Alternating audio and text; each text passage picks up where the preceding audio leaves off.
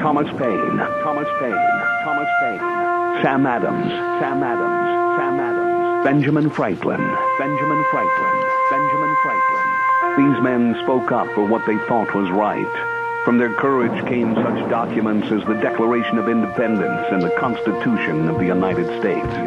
From their willingness to speak what was sometimes unpopular but right, we enjoy such liberties as freedom of speech, the right to keep and bear arms, and freedom of religion. There are those who still wish to oppress our freedoms, and there are still patriots willing to stand up and defend life, liberty, and the pursuit of happiness. Men like Zeb Bell, who honor our founding fathers and what they stood for. It's now time for Zeb at the Ranch, speaking up and defending your freedoms. Brought to you by Magic Valley Les Schwab Tire Centers and all of the other great advertisers on the program. And now, Zeb Bell. Ladies and gentlemen, this morning we announce a scientific discovery announcement. The densest element in the known universe has been found. A major research institution has just announced the discovery of the densest element yet known to science. The new element has been named Polosium. Polosium has 1 neutron, 12 assistant neutrons, 75 deputy neutrons, and 223 assistant deputy neutrons, giving it an atomic mass of 311. These particles are held together by dark forces called morons, which are surrounded by vast quantities of lepton-like particles called pions. The symbol of Polosium is Pu. Polosium's mass actually increases over time as morons randomly interact with various elements in the atmosphere and become assistant deputy neutrons with the Polosium molecule, leading to the formation of isotopes. This characteristic of moron promotion leads some scientists to believe that Polosium is formed wherever morons reach a certain quantity in concentration. Thus, the news scientific note for this morning. Here's Kate Smith, and God bless America.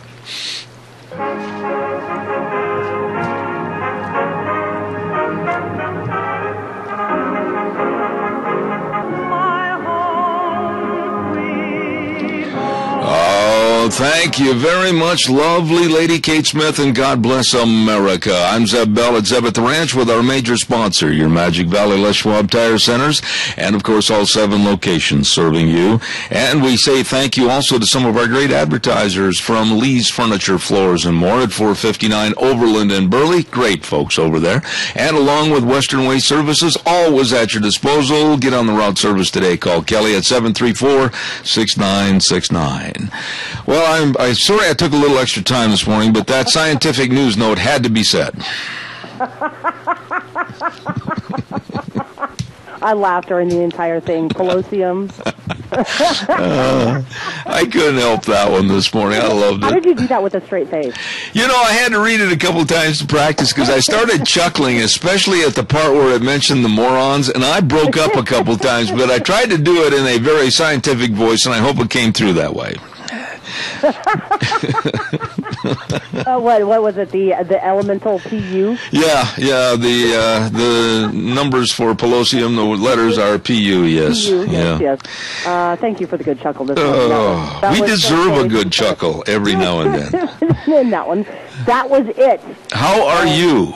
I'm doing great this morning. Actually, good. The sun is shining. It's going to be a beautiful day. Yes, it is. Tuesday. Yeah, and it's going to be warm. Mm-hmm. Yeah, Mr. Rogers is going to just wear his sweater. That's it. Well, I know. Well, wait a minute. That didn't come out right. No, he's going to wear his sweater along with his other clothing. Yeah, well, yes, and flip-flops. Yeah, just like this program. Anyway, right? Do we have a pledger? We have Rotten on for the pledge and Mr. Michael Rogers on for the weather. Very well done, my dear. Thank you. Good morning, Rotten. Give us the pledge, please. If I can quit laughing, I will. Okay, good.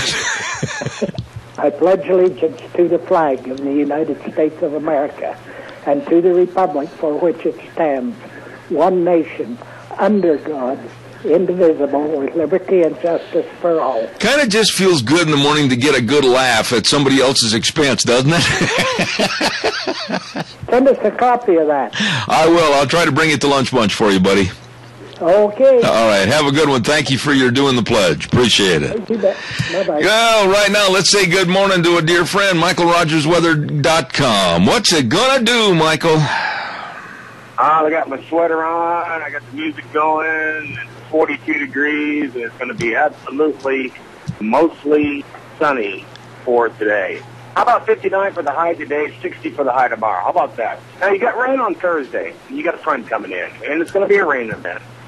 But you get through that, and you work your way through the weekend. You got a nice weekend, by the way, if you're going to be traveling in the Phoenix area to see if Dale Jr. is going to win 2 in a row at the Phoenix Motor Speedway. I'll be there, and if you happen to be down there and meet up, I'll take a picture of you, put it on the website. But other than that, it's going to be a beautiful day in the Magic Valley neighborhood. Enjoy the weather. It's the only weather you got. Very well done, MichaelRogersWeather.com. Thank you very, very much. You know, I'm very, very fussy out in public about my clothes, my shirts, and my Wranglers and everything, and I only go to one place, and I'm serious, because I've been taking my clothes in there for years and years, and that's Daryl's Cleaners at 1223 Albion Avenue in Burley. They are the best, and I told you, I'm fussy. I want my shirts done a certain way. I want my Wranglers pressed. I want my everything just perfect, and of course, they are the best, and you'll find that out too.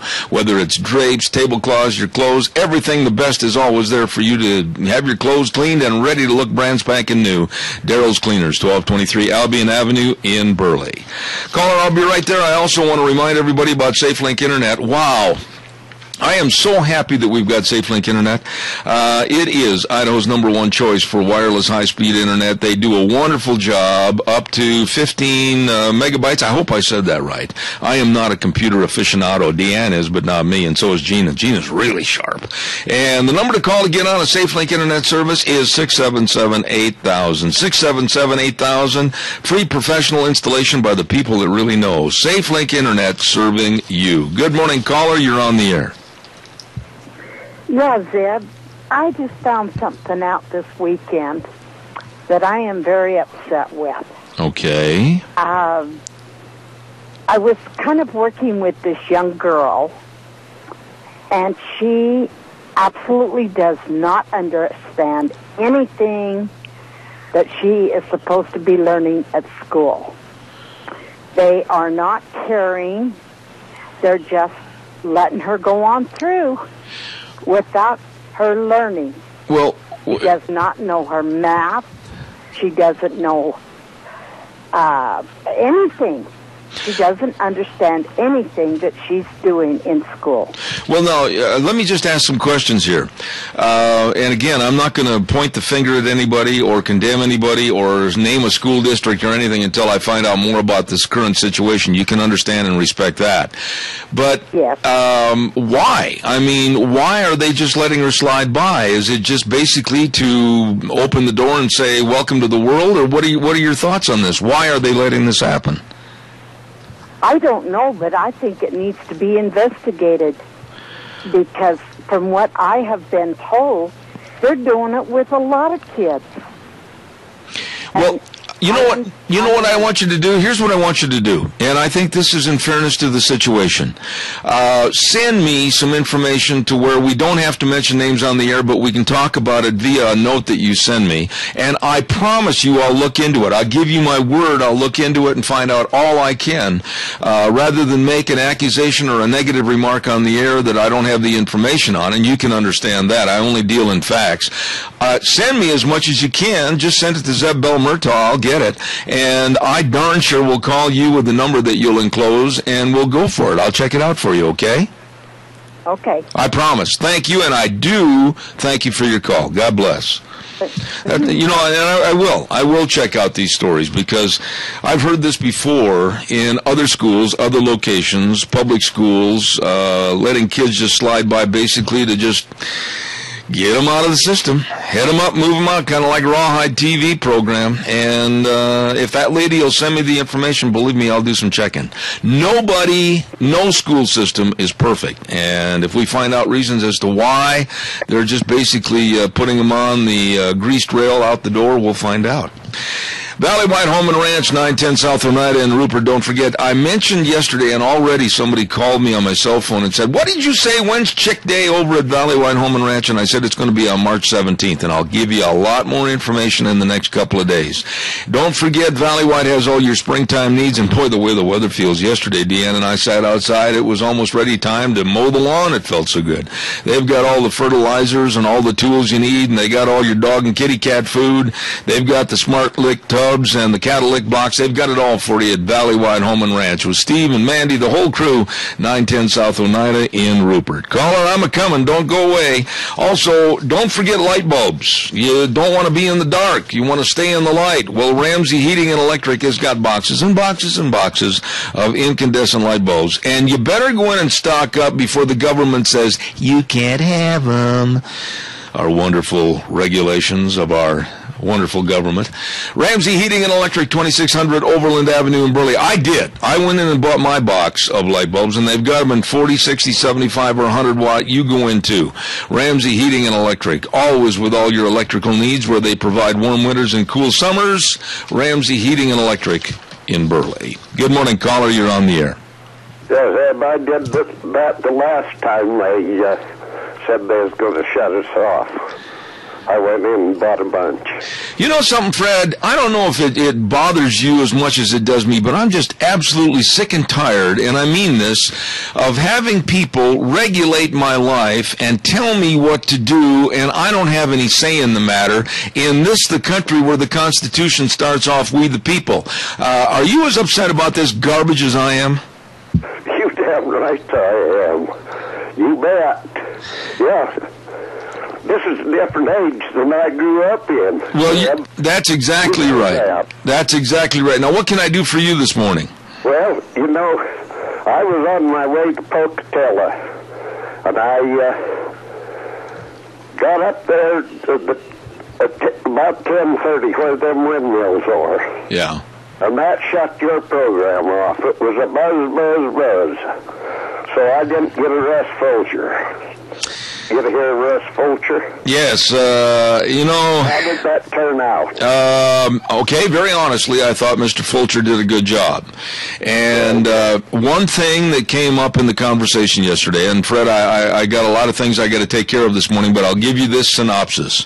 The one question I asked him, and it was very poignant, I said, why did you vote against the Ag Security Bill? And he kind of hemmed and hawed, and I said, well, now listen, here's the deal. That Ag Security Bill is very important, not just for dairies, but it's important for all of agriculture. Whether you're a horse trainer, whether you're in the hog business, whether you're in the beef business, it doesn't make any difference what. Because it's a public, a private property issue by letting the public run all over and possibly tape and do things that can be misconstrued that would be damaging to your business and to agriculture. And I said, you shouldn't have voted against that bill. And he stopped for a moment and he said, you know what, you're right. I was wrong, and I apologize. Well, at least he was honest. Well, the thing is, and that's the point, he was honest. Fred, you know me well enough. I'm not going to back up for anybody, especially any candidate running for office. And he was wrong to vote against that Ag Security Bill. And I'm sick and tired of these know-nothings that write letters to the Times News and other sources that are condemning agriculture, saying that they're trying to be too secretive. No, there's animal abuse on very, very small portions of agriculture anywhere in the country. But wait a minute. We can't let these people, these humane rights activists, come onto our property, take a tape, and try to inflict upon us damaging editing and also try to ruin our business. I'm with you all the way there. But I think Otter's been there too long. That way I really am. These propositions 1, 2, and 3. He and Luna had that decided before the election, just before the election. They had that all set up. They come out with it right after the election. Zeb, you know that, and so do I. They had that all programmed. and everything before the election last time. Well, I will say this, Fred. People voted that down. Well, I'll say this, and you and I have known each other for a lot of years. I'm not going to, right now this morning, make a statement as to who I think should be the governor until I find out a lot more about Mr. Fulcher, and I find out a lot more about what Butch's stand is going to be going into this next possible cycle of being governor. And I'm doing my studies. I thought Mr. Fulcher did a good job yesterday on the air, and the one point that I respected him on was that as a politician, something Mike Simpson hasn't done on this program, when he made a mistake, he admitted a mistake on a bad vote, and he apologized for it, and that's something that's a plus in his corner.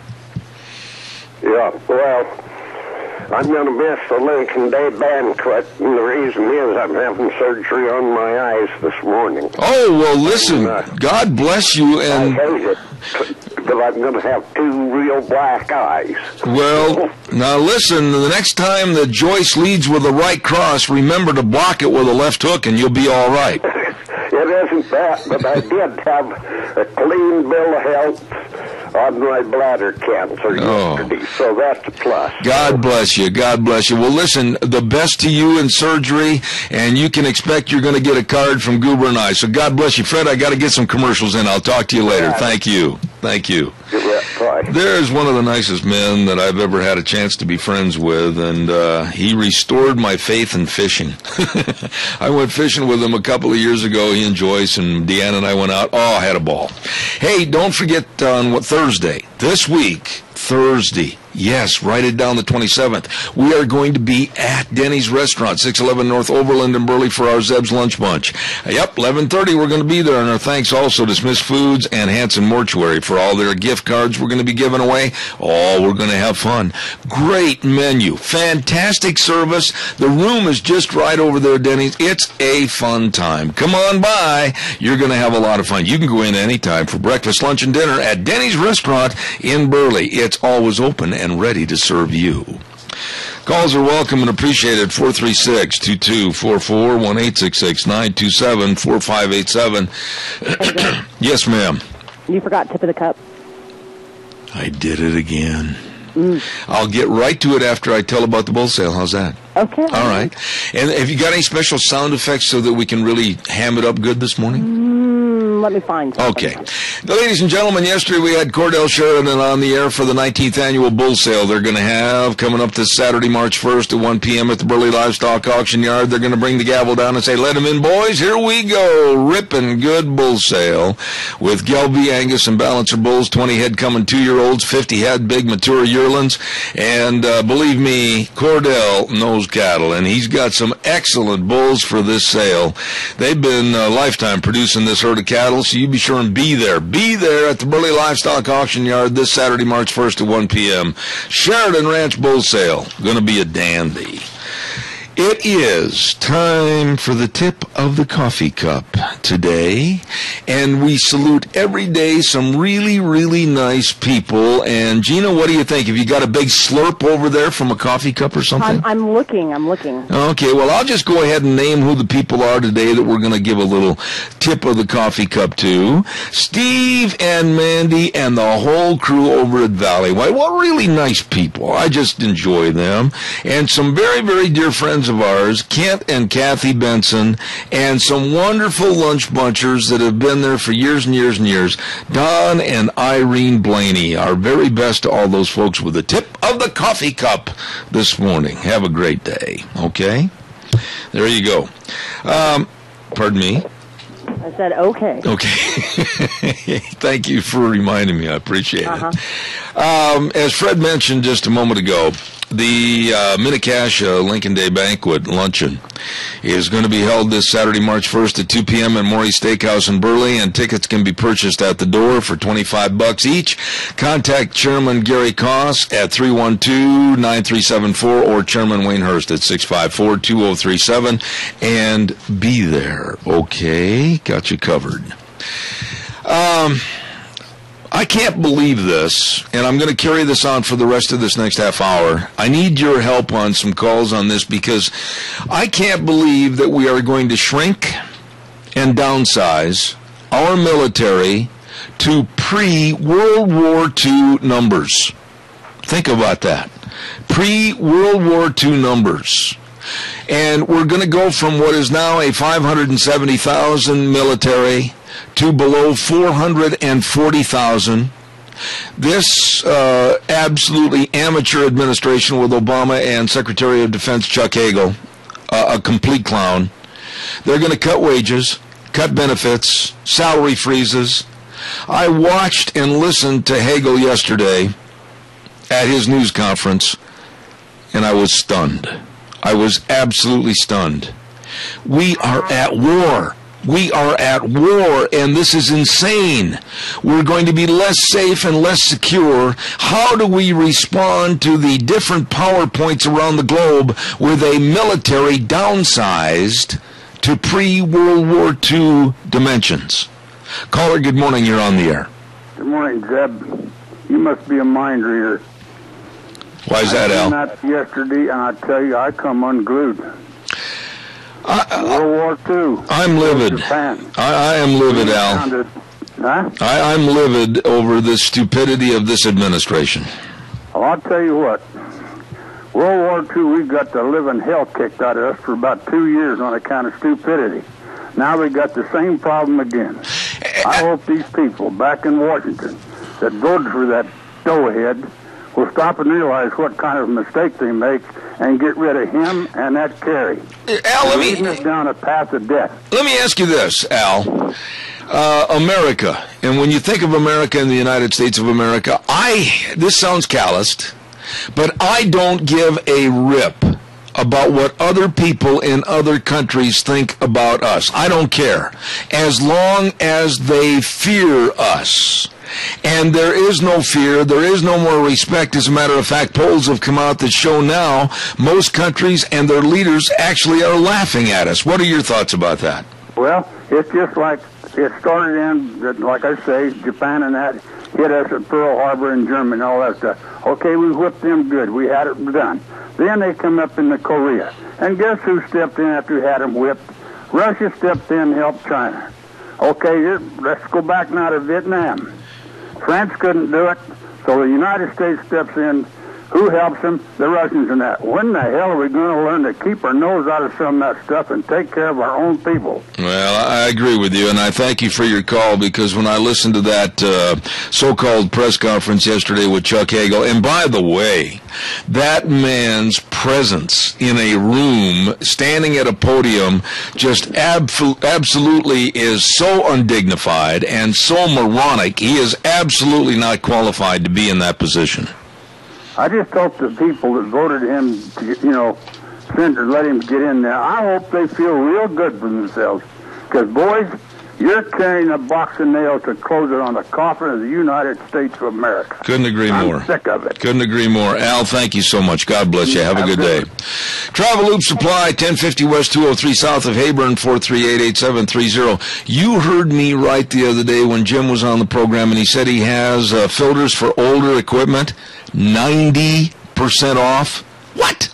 That's almost like giving them to you. 90% off on those filters for older equipment. Bubba Ropes, 10% off. They've got all your metric and standard bolts. They've got the bolt bins. They've got all your filters. They've got everything at Travel Loop Supply. 1050 West, 203 south of Heyburn, 438-8730. They deliver the goods. Here now, the Capital Press Ag Minute.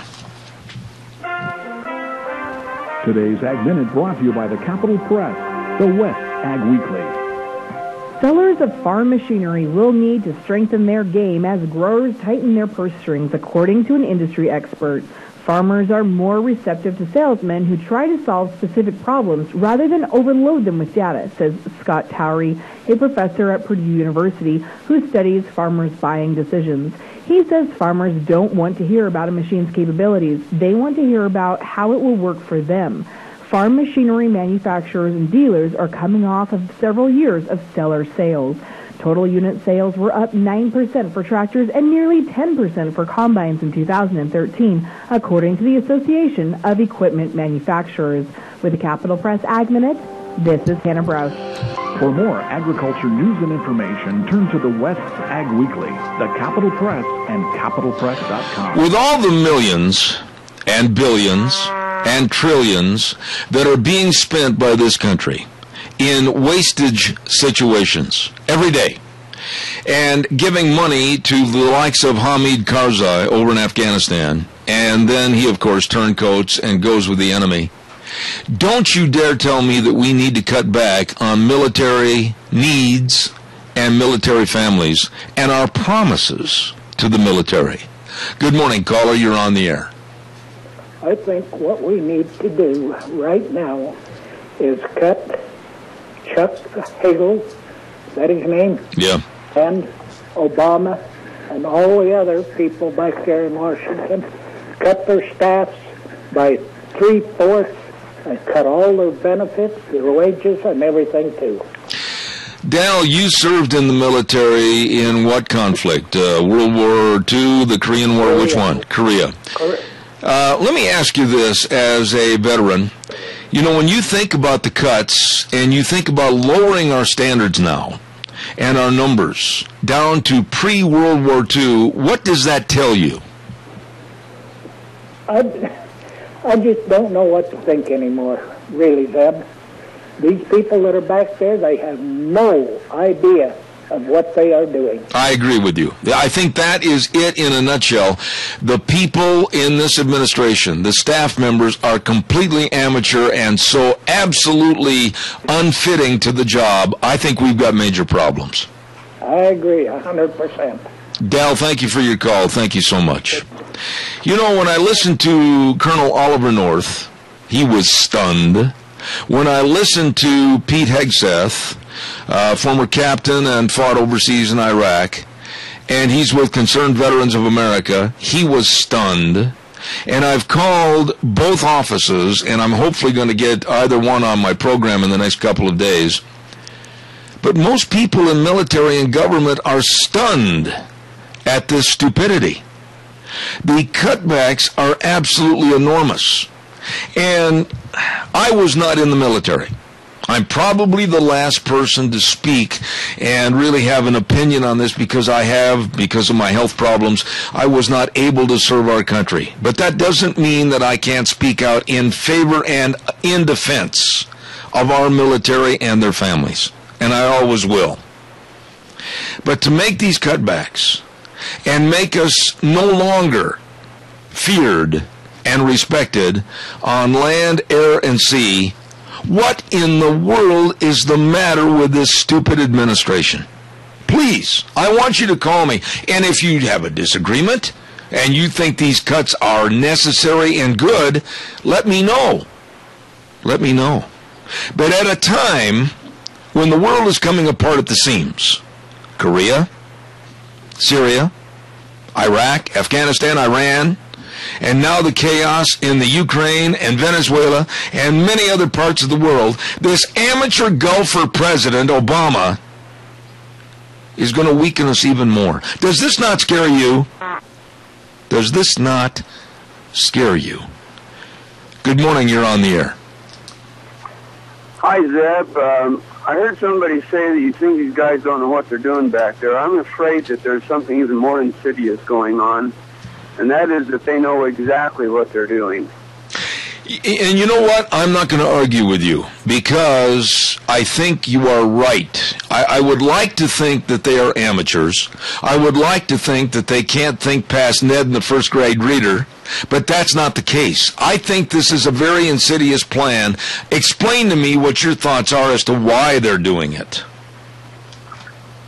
I think it's a part of the whole progressive movement. They're...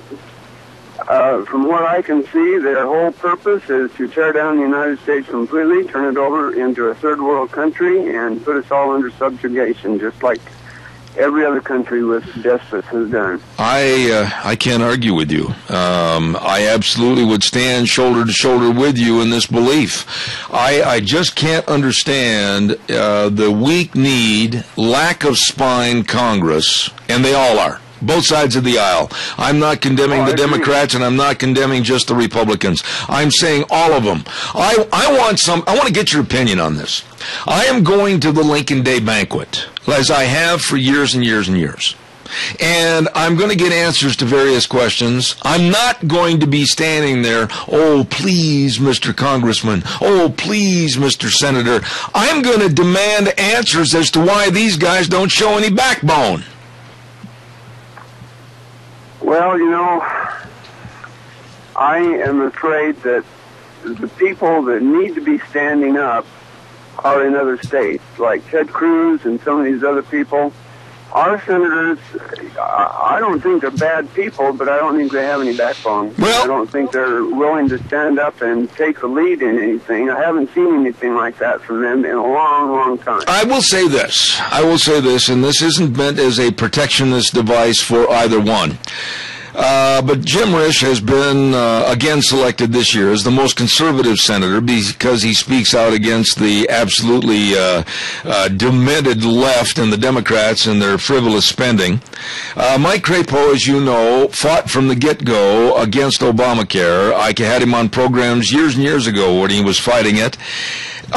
Where I draw the line, and I mean this, is with Mike Simpson. Mike Simpson and I really had a settee on the program one day when he basically called me and others that were against Muslims coming into this administration that were not vetted. We didn't know who they were. We didn't know what they stood for, Muslim Brotherhood members, etc. And he said, and he called us all McCarthyists. And that's the same time that he went after Michelle Bachmann back in Minnesota. And I personally am not going to be very nice to Mike Simpson when I ask him why he still will not apologize for that. Well, I agree, and if these guys that we've elected are not willing to stand up on the national stage and be heard, then what in the world are they doing? Because I think they go back there and sit in their offices all day. I'm sure they're doing lots of things, but they're not getting the most important things done, and that's supporting the freedoms of the Constitution in this United States. I agree with you, but I don't think that Simpson has done a very good job with that at all. Let me ask you a quick question. Of all the waste, of all the bridges to nowhere, of all the studies for shrimp on treadmills, of all the stupid studies for how do fish swim, and all the wastage, why, my friend, why are they making these military cutbacks when there's so much money that they could pull out of this stupidity? Just like I said, I think they know exactly what they're doing. I agree. You know, your call is very much appreciated. God bless you, and thanks so much. You bet. Thank you. Nice man right there. And I agree with him. We got problems, folks, and we're all going to sit here and we're going to go, boy, somebody's going to do something about that. Well, somebody should. You and me. All of us. It's time to get really down, dirty, and nasty. Oh, don't give me this. Well, we have to be respectful. Well, we have to be polite. Why? What good has that got us? Really, what good has that got us? Putting our hat in our hands, twisting the brim and saying, oh, please, Mr. Politician, listen to us. We're your employer. You're the employee, but, oh, we cow down in front of you. What good has it got us? Don't forget our friends at Berry Equipment and Rental. Oh, they've got it all. Eli over there in Twin Falls and Nick and the whole crew over there in Burley. Oh, my goodness sakes, they got those Coyote tractors. You better believe. I want one of those so bad. They've got those Coyote tractors, and believe me, they've got them in both locations. You better stop in and check out all the equipment, all the great deals at your friends at Berry Equipment and Rental. 465 Addison Avenue West in Twin Falls, and that brand spanking new one right there going into Burley on Highway 30, 159 West Highway 30 in Burley. Oh, man, I'm telling you, Nick and Rosie over there in Burley and Eli in Twin Falls, Coyote Tractors, time to get on the phone, time to stop in. They can help you at Berry Equipment and Rental. Calls are welcome. I'm having trouble with my voice this morning. I apologize. this medicine that I take for the healing of my leg and everything else, it really seems to weaken my voice, almost like having allergies, so I apologize for that. Good morning, caller. You're on the air. Good morning, Zeb. How are you this morning? Well, I'm upset about the military cuts. What are your thoughts? Well, you know, my thoughts are these people back in D.C. are so worried about getting that next raise and their pension and all of this good stuff that goes with it. They don't care about us. All right, so what do we do? Well, if we could get enough people to vote, we could get them out of there. Yeah, you know, right there, you brought up something really interesting, and you're right on the money. When we look at the midterm elections coming up in November, I hope I'm wrong, and I hope that you call me and tell me I'm wrong, but I'm going to say that if I still don't think we're going to get more than a 35% vote. What do you think? I think maybe that. Yeah. And the ones that are going to vote, yeah, you know, which way are they going to fall? Yeah, yeah.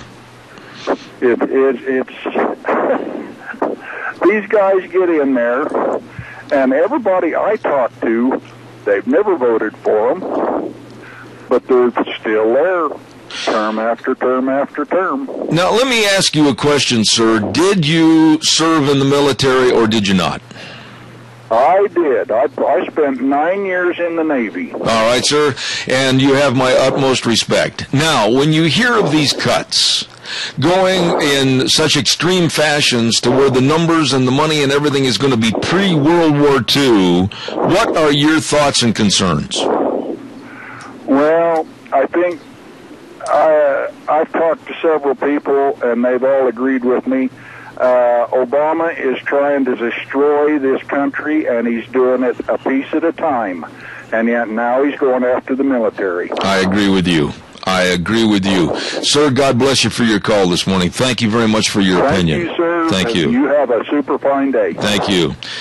I tell you what, the previous calls and this gentleman, I totally agree. I think this man is so bent on lowering the status of America, lowering the stature and respect of America. And he's doing it. He's doing it. And Hagel yesterday, you know, if there's anything I can't stand, is a speaker that gets up at a podium and does nothing but talk to the podium. In other words, look down at his notes and basically keep his eye contact down on the notes and never look out to the audience. That's Chuck Hagel.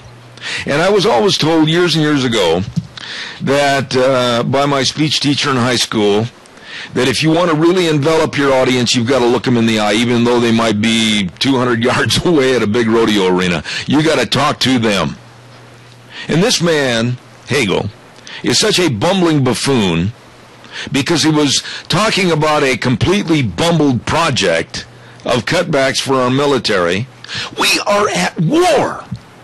We are at war right now. Why should our military, regardless of the branch, regardless of what their duties are, why should they be subjected to less?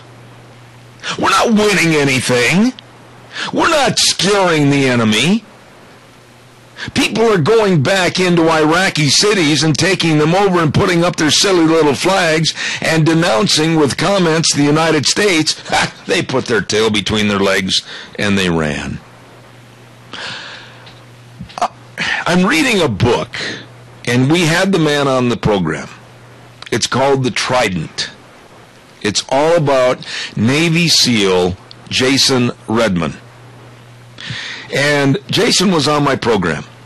Excuse me, I'm sorry about that throat.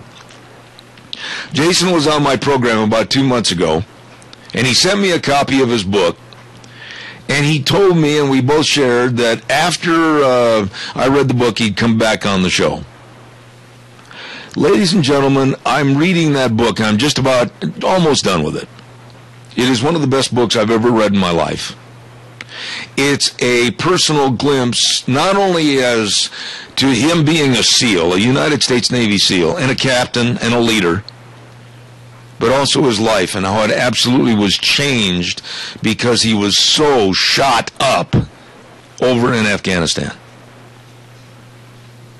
And I'm sitting there going, wow, I don't want these guys to have lesser equipment. I don't want them to have lesser of anything. I want them to go in and kick butt and take names. But this government, our government, unfortunately, is giving them less. Caller, I'm going to ask your patience. Please stay with me. I've got to get the weather in real quick, and I'll be right with you. Don't go away.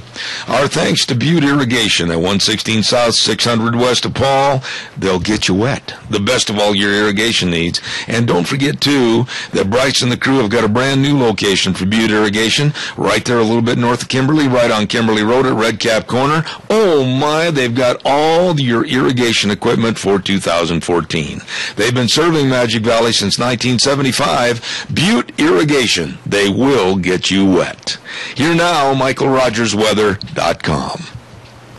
Hi, everybody. Michael Rogers from MichaelRogersWeather.com. It's a beautiful day in the neighborhood. No, I can't sing. That's why I do the weather. Now, it's going to be a nice day. End of story. Sunny, 59 for the high. That's it. It's going to be absolutely mostly sunny. 39 for the overnight low.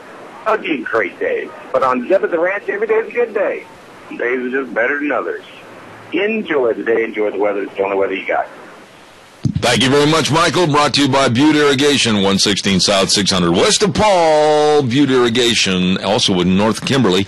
They will get you wet. Caller, good morning. You're on the air. Hey, Zeb. Thanks for taking my call. Hey, I agree with that last caller on what Obama's doing, but you know what? I don't think Americans are going far enough. They are putting the blame on people. I mean, Obama, what he does is despicable, but you know what? Republicans are just as much to blame, and you hit the key with our local state leaders that are doing absolutely nothing up there in Washington except for collecting a paycheck, in my mind. And you know what? We need to hold them far more accountable, and they're just as much to blame. I mean, they are just as guilty of taking this country down the toilet as Obama. I agree with you. And, the one thing I said earlier this morning is I put the blame on both sides of the aisle. But, I don't want these guys, and I want to get your opinion on this.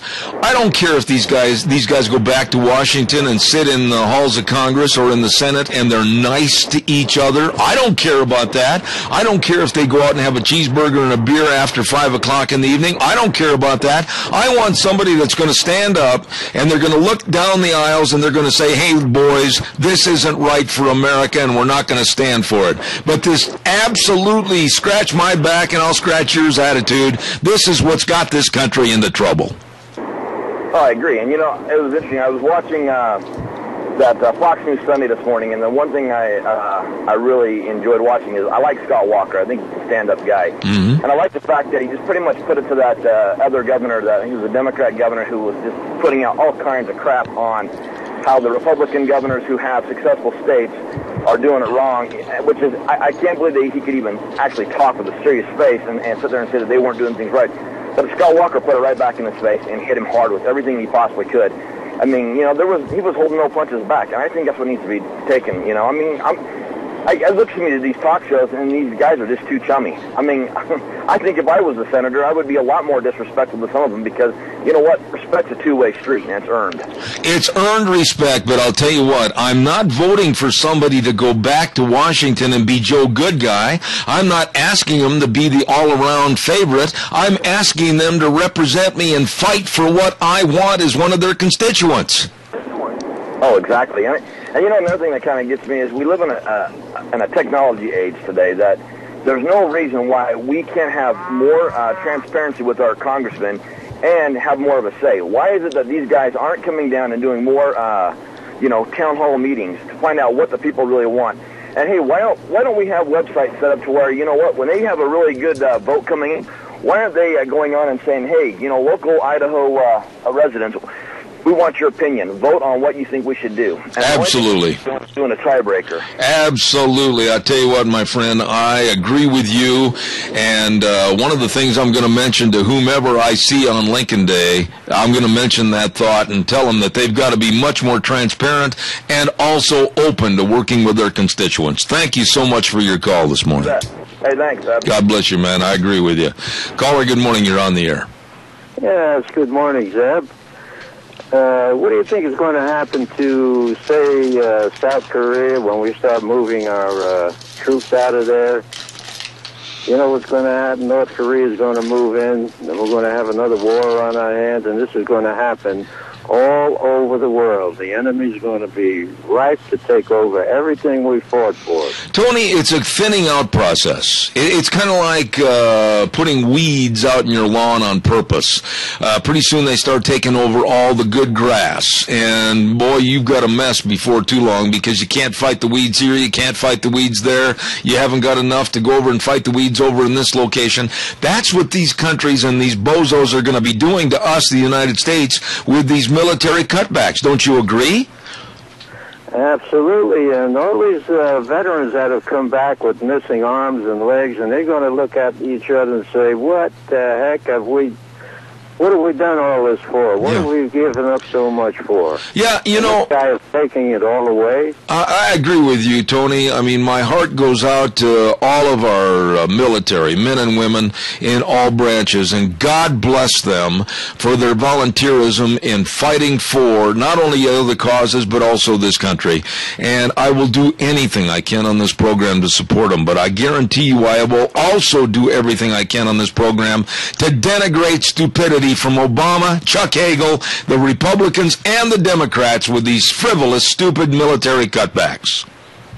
Yeah, they fought for Obama's agenda to kill this country, and that makes you feel real good. Tony, I always appreciate your call. You and Mary are special friends to us. God bless you, man. I got some other calls I got to get in, so thank you so much. Thank you, Zeb. Appreciate it. Caller, good morning. You're on the air. Good morning, Zeb. Yes, sir.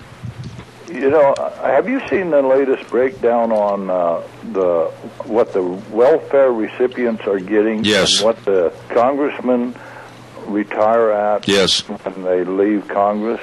Yes. Okay, the one that really got me was Pelosi. Mm-hmm. She right now is considered as retired from Speaker of the House. She's getting retirement for that. Yeah, but Dwayne, here's what I want you to do. Because of time, you always have good points. Make your points in more of a synopsis because I want to hear what you have to say. What do you honestly think, come on, Dwayne, about these cutbacks to our military going to pre-World War II? Give me your thoughts on that real fast. Well, I agree with the one caller who called in and said Obama is just piece by piece tearing the country down. And it's not just Obama. It's all of us. I agree. We all want what we want, and what we want matters more than what the country matters.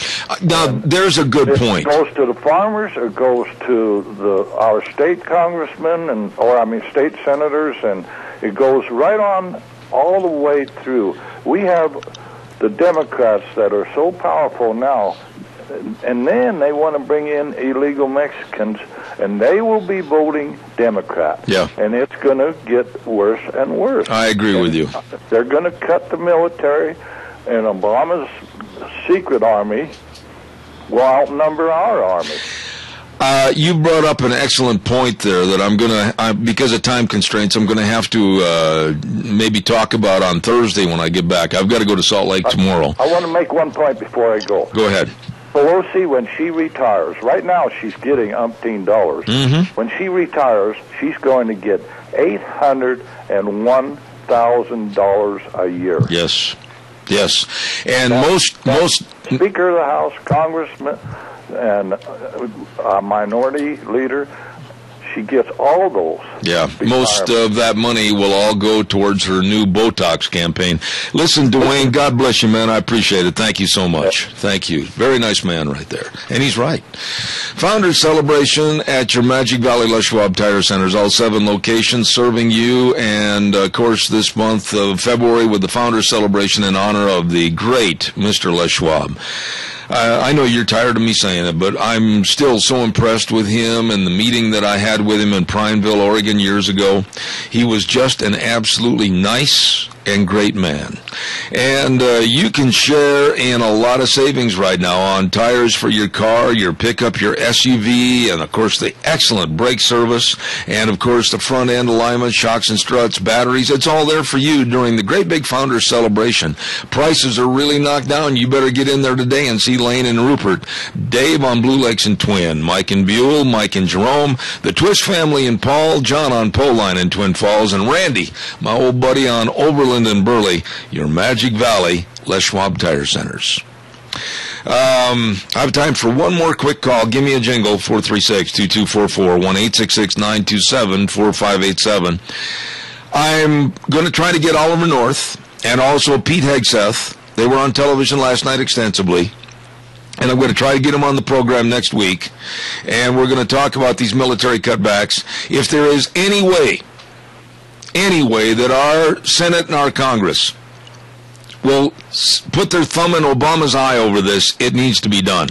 I do not want to see these military cutbacks. Not at all. I'm not pro-war.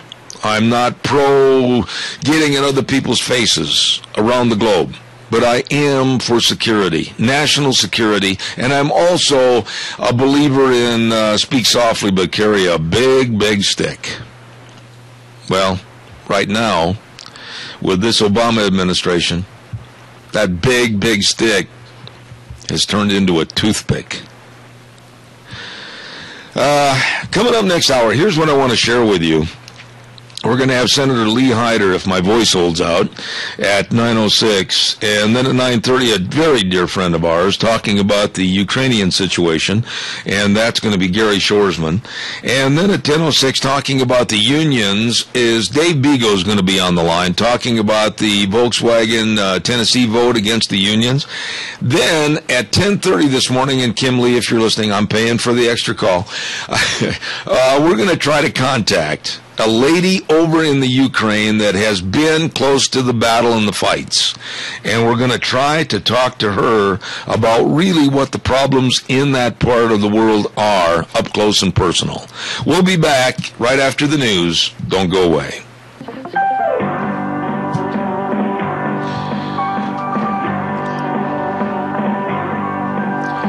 You ever listen to the piano in that song? Man, I mean, that guy can play that piano. Oh, my. Good morning. Welcome back. Zeb at the Ranch with our major sponsor, your Magic Valley Les Schwab Tire Centers, all 7 locations serving you, along with some of our great advertisers that include our friends at Lee's Furniture, Floors, and More at 459 Overland in Burley, and, of course, our friends at Western Waste Services. From the canyons of the Snake River and all across southern Idaho,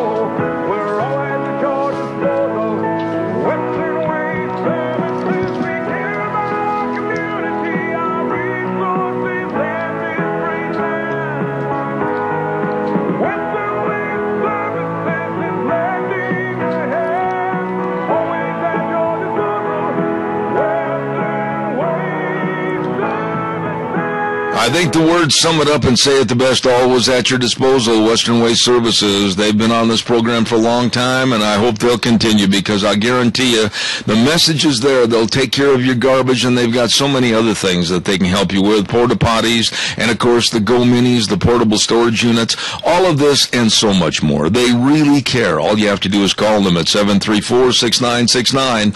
Always at your disposal. Call Western Waste Services today. Before we get our guest on the phone this morning for this hour, I'd also like to remind you about our dear friend Joel Heward and his entire staff at Hanson Mortuary, 710 6th Street in Rupert.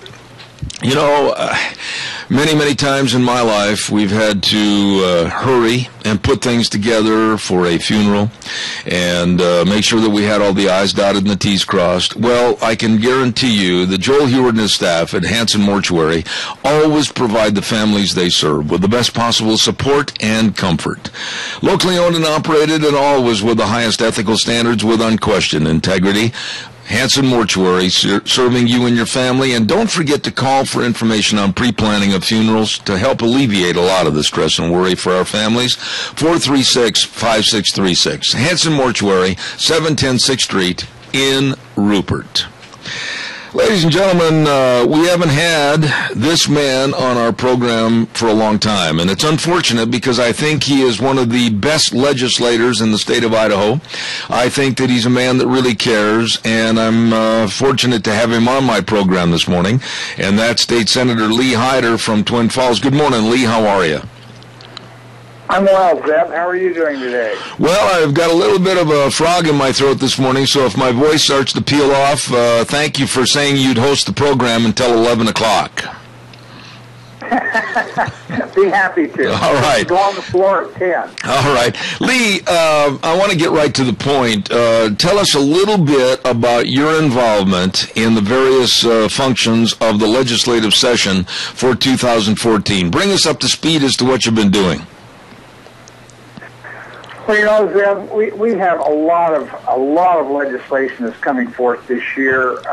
You know, I'm involved with the Idaho Sportsman's Caucus, the Senate Sportsman's Caucus, so we're doing a lot with fish and game issues. I've been working with the Post Academy and with the universities and colleges around. We've already renamed the I-84 the Vietnam Veteran Memorial Highway.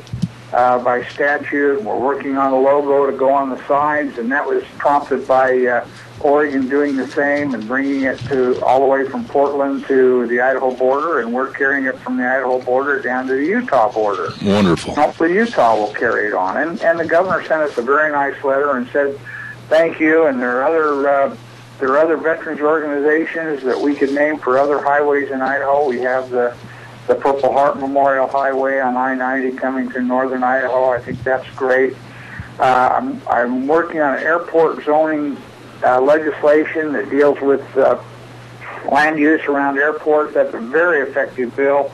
We've been working for 4 years to get it to this point. We finally got all the players on board, the Association of Idaho Cities, the Idaho Association of Counties, the Realtors, IACI, the airport owners and pilots administration organizations. They're thrilled with this legislation. To them, it's the best thing since sliced bread. So that's going very well. It'll protect airports like the Burley Airport that we see being encroached upon, and the Haley Airport, and the Rexburg Airport, and the Sandpoint Airport. There are a lot of airports in our state that are in trouble, and this new zoning legislation will help them. I'm working, in fact, Thursday I'm presenting a payday lending bill in committee, and we think that's a good bill. It protects the lenders and those that frequent these payday lending institutions. Now, Lee, let me interrupt you. Lee? There are health centers in 3 areas of Idaho. We're working on wolf management. We're working on sage grouse to try and keep them from being listed. We've worked with Optum to improve behavioral health in Idaho. We were having a terrible problem with Optum, and through our involvement with them while we've been here in Boise, we've gotten that call time down to 3 seconds instead of 3 hours. So we're just doing a lot that is really important. We're working on a water call. You know, right now I think everybody in Idaho is concerned about the snowpack and whether our reservoirs will refill and whether our priority doctrine is really going to work. And there are water calls. We've had water calls from Rankin has a water call, and so farmers and ranchers around the state of Idaho are very concerned about water and what we're doing with water. So as you can see, there's a lot of things we can talk about today, and you can pick any one of them, and they're very important issues. Well, I did read in the paper a couple of weeks ago a criticism that was leveled against you and your bill called the Payday Loan Bill, and I really was kind of shocked that you'd have that criticism leveled against you, because I read your bill, I understand the mechanics of your bill and why you wrote the bill the way you did. Why did you take this criticism? I don't understand why they were so critical of it. Well, you know, quite frankly, Zed, they would like us to outlaw payday lending institutions in the state. That's really never been our intent. What we'd like to do is educate the public. And if you read the bill, you know that we put in there that a person that goes into a payday lending institution cannot borrow more than 25% of their gross monthly income. That's right. Yeah. So it's putting some of the burden back on them to, first of all, rein in their borrowing habits.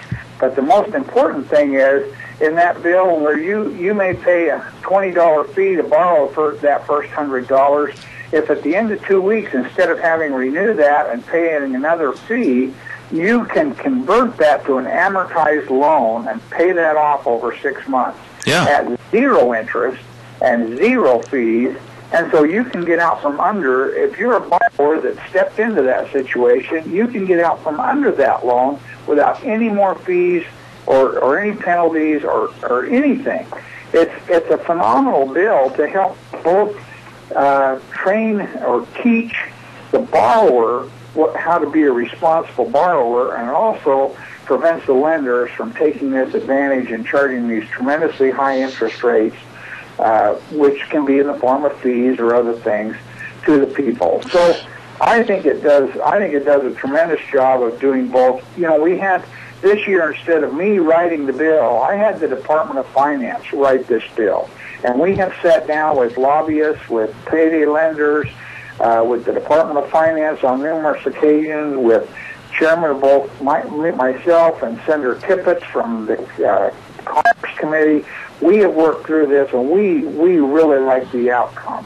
So for the Times News to take me on and to criticize me without even the bill being presented yet, I thought was very unfair. But you know, you can't control what they write about you. You can only control what you do and what you have. What you really try to accomplish while you're here. Well, let me ask you this, Lee. What was their major, from your viewpoint, what was their major gripe against your bill? What was the main focal point that they were against? Well, you know, it's hard to say. I think what they wanted to do was see us close down all the payday lenders. You know, quite frankly, you know, that's the only thing I can think that they're upset about is liberal people want to see poor people taken care of, and they think that payday lending is very egregious against those who don't have as much money, who may not have a line of credit at a bank, and so they attack us for trying to do something to help those people. Mm-hmm. Quite frankly, I thought the bill needed to be a representation of how to teach people. I think it would be a critical issue if we taught in high school people that are graduating how to balance a checkbook, how to be responsible with their own finances. I totally agree with you. Where the issues rise, as far as I'm concerned, is with the borrower, not necessarily with the lender. So that's why we put that. The borrower now has to certify that what they're borrowing is not more than 25% of their monthly income. Absolutely. So we're essentially trying to protect the borrower against themselves. At the same time, then, providing them with an out if they get into this fix in the first place. But our intent was never to shut down businesses in Idaho. It's been proven that the 36% cap doesn't work because they reach that cap within a month if they're out borrowing and then refinance the money that they borrowed. So that all that does is run these people out of town. And if we run them out of town, then quite frankly, where are people going to go who may not have the ability to borrow from a bank? Absolutely. So, I don't know. It's kind of a catch-22. I understand their position, but I don't agree with it. I think we need to help the people that are frequenting payday lenders rather than run payday lenders out of town. Well, you see, there's an old Tennessee Ernie Ford song that says, I owe my soul to the company store. And there's a lot of truth in that part of the song, because people that don't take the responsibility to really understand what they're getting into, they can get in over their heads, and they can literally owe their soul to that business. And that's why I really respected the part of the bill that said it limits the borrowing to no more than 25% of the customer's monthly income. I mean, you can get in over your neck and drown in a sea of debt, and the way that they make the collections and the way they can keep sending the checks through the bank, I mean, I absolutely am in favor of your bill to help people that maybe are not financially responsible. Well, thank you, Zeb, and I think that's really an important part of the bill, is trying to make it people don't get into trouble and in the first place, and then if they do enter into these contracts, then they have a way out. And quite frankly, can you imagine a bank saying to you, well, Lee, we see you're in trouble, so we're not going to charge you any more interest, we're not going to have any penalties, any fines, you just pay us the money. And you know, a bank doesn't do that, but now payday lenders will be required to do that by the state to allow people to escape whatever problems they got themselves into. Absolutely. I want to get into a couple of other topics here before we run out of time this morning, Lee. And you know me and my feeling on the wolf situation.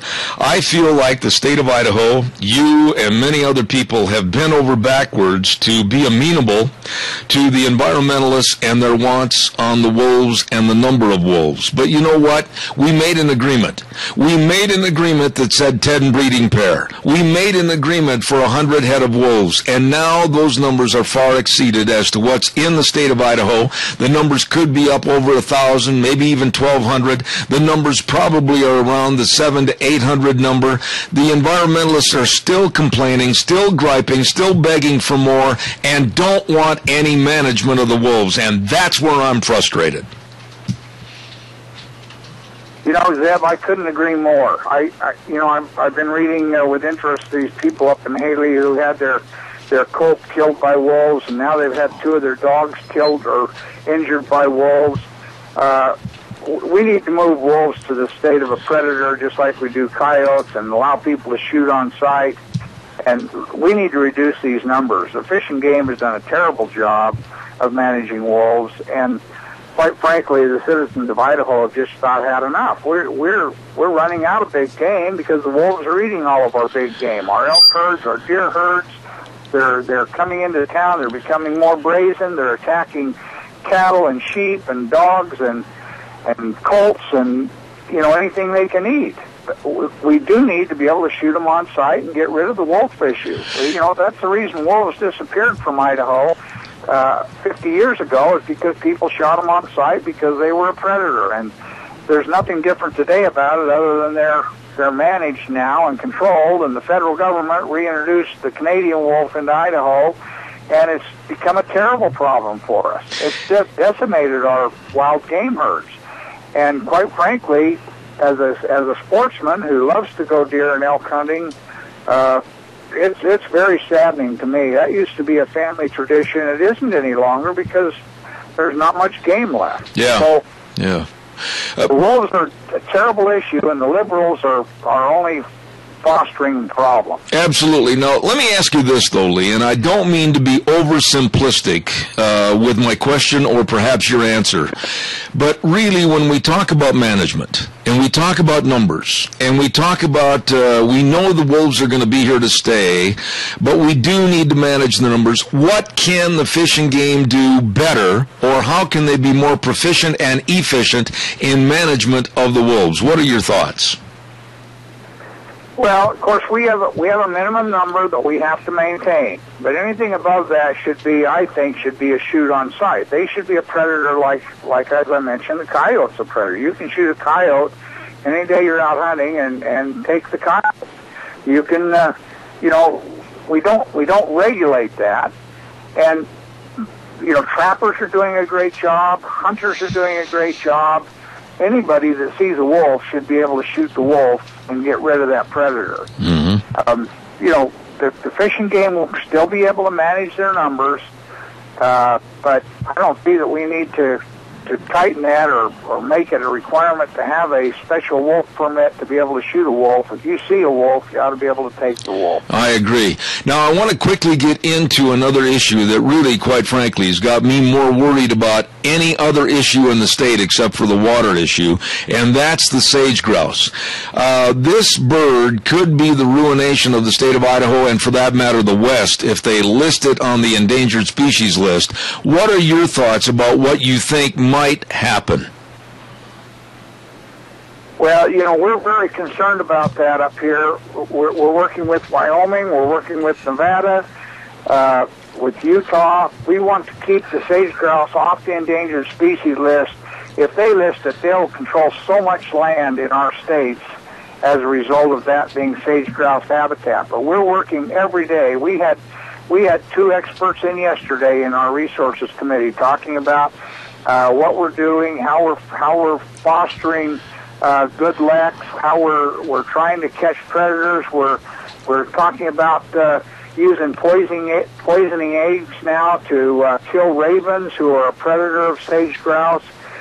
We've got to do more to make sure that sage grouse survive. In Idaho, we still have a hunting season on sage grouse. You can say, well, how can you have a hunting season on an endangered species? Well, to me, that represents the fact that Fish and Game believes we have sufficient numbers that we don't need to list them. So that's not a bad thing to still have a bag limit and a hunting season in parts of the state. Now, other parts of the state, we don't have that listing or that ability to hunt sage grouse because the numbers are fewer. But we visit this subject probably at least once a week here in our resources committee, of which I'm a member. And we're very concerned about sage grouse and about listing and trying to keep the populations up, provide habitat. We've identified all the areas in the state where we hunt them, where the leks are. We know the leks. We know the travel patterns of the sage grouse. Fish and Game really is doing a marvelous job at tracking the numbers so that if there are sufficient numbers, they won't be listed. Okay. Now, I've only got time for one more question, and we've roughly got about 3.5 minutes left, Lee, and I need to ask you this. We really got hit in the face the other day with the possible curtailment of maybe 100, and round figures, about 170,000 acres that might be curtailed from irrigation. Rangan's made a water call, and then all of a sudden the whole state is up in arms as to what in the world are we going to do. It looks like the state is going to delay that Rangan water call, at least for this irrigation season, but Lee, something has got to be done so this doesn't happen year by year by year. What are your thoughts?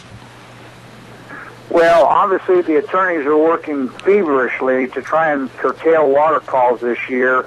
Fortunately, the last 2 or 3 weeks we've had some rain, we've had snowpacks. The snowpacks are more near normal in the mountains. I was up in the Island Park country this last weekend, and although I think it looks less, they're saying that we have snowpack, but we are going to fill our reservoirs. They're pretty certain about that. The Rangan water call is being worked on. There's another organization, the groundwater users, have filed for the excess water that Rangan was using and wasn't really part of their 20 CFS that they have. So we're working every day to make sure that this water situation is treated fairly. The attorneys are at odds oftentimes with what to do, what first in time really means, and what the priority doctrine really means.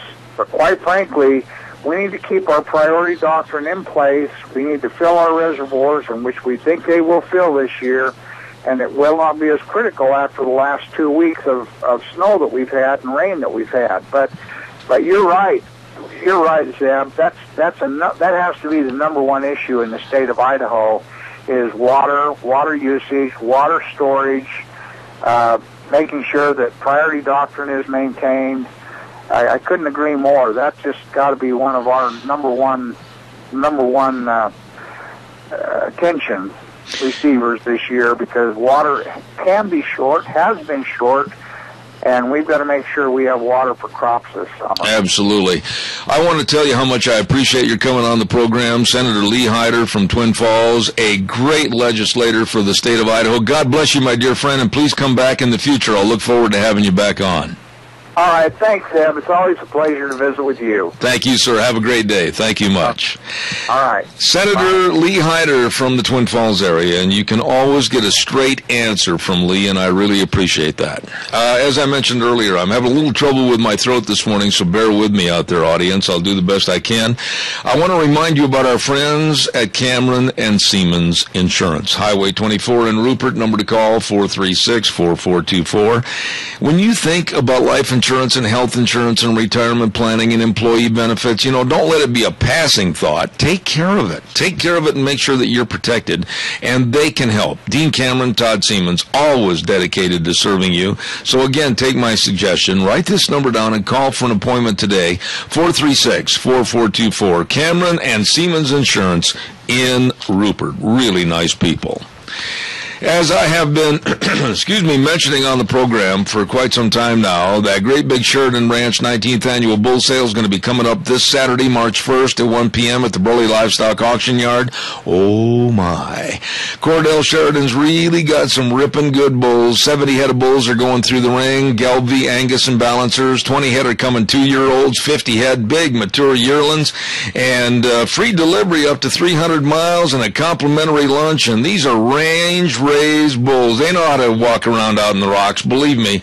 And the weaning weight's usually around 650 pounds or better. This family has spent a lifetime producing this great herd of cattle. Don't miss this bull sale. Sheridan Ranch 19th Annual Bull Sale this Saturday, March 1st at 1 p.m. at the Burley Livestock Yard. Going to be a ripping good sale. By the way, hold on a second, got to clear my throat. I don't know what in the world happened, but changed some medication, and it absolutely dried my old voice box up, so I apologize for that. I want to say thank you to the excellent service of Lee's Furniture, Floors, and More. I mean, Brent Lee and his staff, there is nobody better. Nobody better. Excellent service to you, the customer. And don't forget they've got all the Flex Steel home furniture products, and they've got all your carpet needs. They've got all your mattress needs and bedroom sets. They've got all the accessories. They've got everything for you, including the most knowledgeable people to help you with the beautification and the comfort of your home. So please stop in and see them today. Lee's Furniture, Floors, and More at 459 Oberlin in Burley. They are waiting right this minute to serve you. Stop in and see them today. We have a gentleman that's really become a good friend of this program over the years, and I have the utmost respect for his knowledge, his historical knowledge, and also his abilities, and that's Gary Shoresman. Gary, if you're there, good morning to you, my dear friend. Good morning, Zeb. How are you? Fabulous. Actually, everything's quite good this morning. Well, Gary, first and foremost, again, I apologize for a little raspy throat, but I want to compliment you on the absolutely excellent job of organization for the Minidoka Centennial. Boy, what a job that was. And again, I know you've heard all these accolades, but you and your staff of people, they put on a wonderful, wonderful tribute to Minidoka County. Well, it was that, and thank you. It was quite wonderful to come up with some ideas and then have everybody like them. And it worked, and, you do it for the community. Most of the time you don't do this stuff for yourself. You do things because you think it's going to be fun and worthwhile, and then it works, and you can't ask for more than that. Absolutely. Gary, in the time that we have here this morning, the last couple of days and weeks, we have seen a real hotspot develop over in the Ukraine, and you, more than most anybody else I know in this area, knows about the Bolshevik Revolution, knows about this area. You've been there, as a matter of fact. And later on this morning at 10:30, we're going to try to talk to a young lady that absolutely has been a part of what's been going on in the Ukraine with the civil unrest, etc. Bring us up to speed as to why this is happening. What's your opinion as to why all of this now? Well, the talks that we have done, and my history is we were Germans from Russia who came out of the Ukraine, but we came from Germany under Catherine the Great to settle the breadbasket of Russia, who had acquired, about the time she dies in 1795, Russia has acquired all of the Ukraine, the Crimea, and current-day Moldova. Prior to that, Russia had the eastern part of Ukraine over up to Kiev. Everything west of that was still relatively free and called Ukraine without the domination of Russia. So up until and now my point out of all of this is I always look at what's the end result. Well, we know the Bolshevik Revolution began in 1914 and ended in 1918, and then the huge big starvation of 22, and then Lenin dies and Stalin takes over in 1928, 84 years ago, collectivizes everything so that now nobody owns any property. No one owns, you don't even own a cow. It's all part of the government, and you don't go out and pick up even an old rotten watermelon because then you're stealing from the government out of the fields. Oh, my.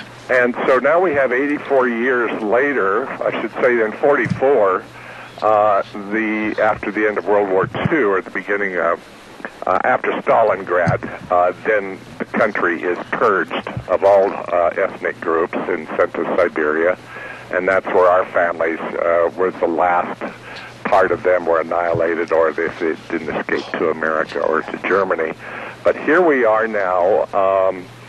When we were there in 1995, and we were standing on the streets of the Parliament in Kiev, right where they're rioting now, and I asked the young lady why the new president wasn't able to get the new constitution through, and now that they're free, really go for freedom, which is what they were wanting. And she said, well, there's still 23 hardline communists in Parliament, and they nix everything. So here we are now since 1995, and now we see that since they were free about 24 years later, the problem is that it's between the East and the West. That hardline communist still is in the East. It's still in Parliament. Now, that second president, or that first president that was very popular back in the 90s, you might recall that he became poisoned and his face was all distorted. Right. And so, no matter what happens, you can't get anything going if it almost reminds me of our government, Democrats and Republicans. They're at a stalemate. They're fighting each other and forgetting what much differently than what's going on in Russia. They've got all these young kids who don't know any of the history because it was written out of the books about my family being there, but they know that they want to be with the West. They do not want to go back to Russia. Let me ask you a question right there, Gary. If I can interrupt, I want to ask you a question because of time constraints. Do you think that Putin and what his underlings are doing may be and have been subversive to the Ukraine and the president and everything so that they can take over that area? Do you think that's a possibility? Oh, absolutely, and they never left. There's always contingent still in there. The president's on the run now that was there, but he's all part of that, that cronyism. They've never left. So there they are. And right now it's hanging in the balance and go either way. Who knows who's going to topple it or who's going to come out on top. So what's the net result here? I mean, these people are absolutely disgusted. The president took off and ran. Nobody knows where he is. What's the current situation over there now politically and also for their jobs, their future, et cetera? What are your thoughts? Well, as I just said, it's in the balance right now as to which way this is going to go. If Obama is going to say anything or do anything, if the United States is going to step in and say, hey, come on, you guys are going to come with us. But also, a few years ago, when Russia was ready to move into Georgia, and if it hadn't been for the Internet and tweets and cell phones, they would already been in and dominated it. But they are still in Georgia. They got their feet in there. They're just laying low and quiet. So they're in the country, and they're undermining and laying low and just ready to take it over. Now, if the Ukraine is taken over by Russia, of course, all the Crimea goes with that, and the Black Sea then is all back. And Ukraine's a huge country, and it will go back to the way that it was. And they still don't have. They got some of the richest soil land in the country. It's, I mean, in the world. It's absolutely fabulous, productive area, but. People persevere, they hang in there, and they can live under any regime. It's just, it's been so long since they were ever free that these young kids don't even have a clue what being an entrepreneur is all about, except that they see it on TV and in the West, and they want more of that lifestyle that we have. So it's anybody's guess. Putin's putting the pressure on them, and if you got $150 million or whatever amount he's going to put in there for fuel and incentives and whatever, and who he's going to sway, he can sway those who he gives the most to. Not unlike the situation we're in now, the people who are on welfare and the people that get the most. And I'm not mean anybody that's on welfare is bad. I don't mean that. I mean the government can't take care of everyone and live your life for you. They'll vote for you. Yeah. So that's the way that you'll go. Gary, is this area, is it I keep hearing about oil and I keep hearing about all the natural resources, etc. Is that one of the big reasons why there's so much turmoil with Putin possibly standing behind the curtain smiling, is that they want to take over the entirety of all their assets? Well, he has all the fuel. Problem with Ukraine, doesn't have any natural, so to speak, like natural gas, this and that. They have to pipe it all in, but I mean, for heaven's sakes, if Ukraine needs fuel, well, we might as well give it to them as Russia, or they purchase it from somewhere else. But when they became independent, you'd have thought they'd given the land back. But the problem is that if it's written out of the books and nobody talks about it in history, they don't ever know that they owned their land at one time, or could have. And if the government would have been smart, they'd have given everybody 160 acres, and you'd have a real rich, huge, free country prospering. But they won't do that, and they can't do that because it's just the country is 50-50 now, divided, and that is how Parliament has been forever. You just can't get rid of the communists. They just will not stop. They want what they want. Isn't it going to be extremely difficult to, quote-unquote, get rid of the communists and try to become a Western-type civilization and political situation? It's almost impossible there, isn't it? I don't know how they're going to do it, but at least the kids are marching and in the streets, and the president abdicated. He got out on the last helicopter, so there was some progress there. But it's anybody's guess who's going to come out on top. So basically, from the times you've been on my program talking about the Bolshevik Revolution and right up until today, we're still looking at tumultuous times, cyclical times, which it seems like a ball rolling downhill. It's going to come right back again the way it was. Is that not right? Yeah, 1872. Now, I do not know how 4 shiploads of people, over 400 people, knew in the fall of 1872 to leave the Ukraine because they were afraid of all the promises that had been broken and given them as colonists and homesteaders to turn that country into a breadbasket. And they came to America in the fall of, and then in the spring of 1873, they're the first homesteaders known as Germans from Russia into Yankton County, South Dakota. How did they know 50 years before the Bolshevik Revolution was going to happen? They weren't waiting around to see what was going to happen. They knew that the promises had been broken and that nothing good was going to come of this. So then we see the whole thing happening, playing out over 100 years as it takes place, and the consequences are the same. They haven't changed. They don't let go. They take your freedom away, and they want to rule you.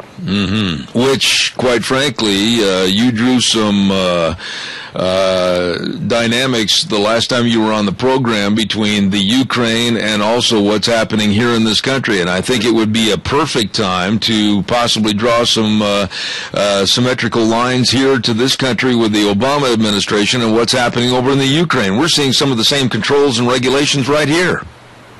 Well, we see what happened to the people that were in the parks, the big sit-ins during voting.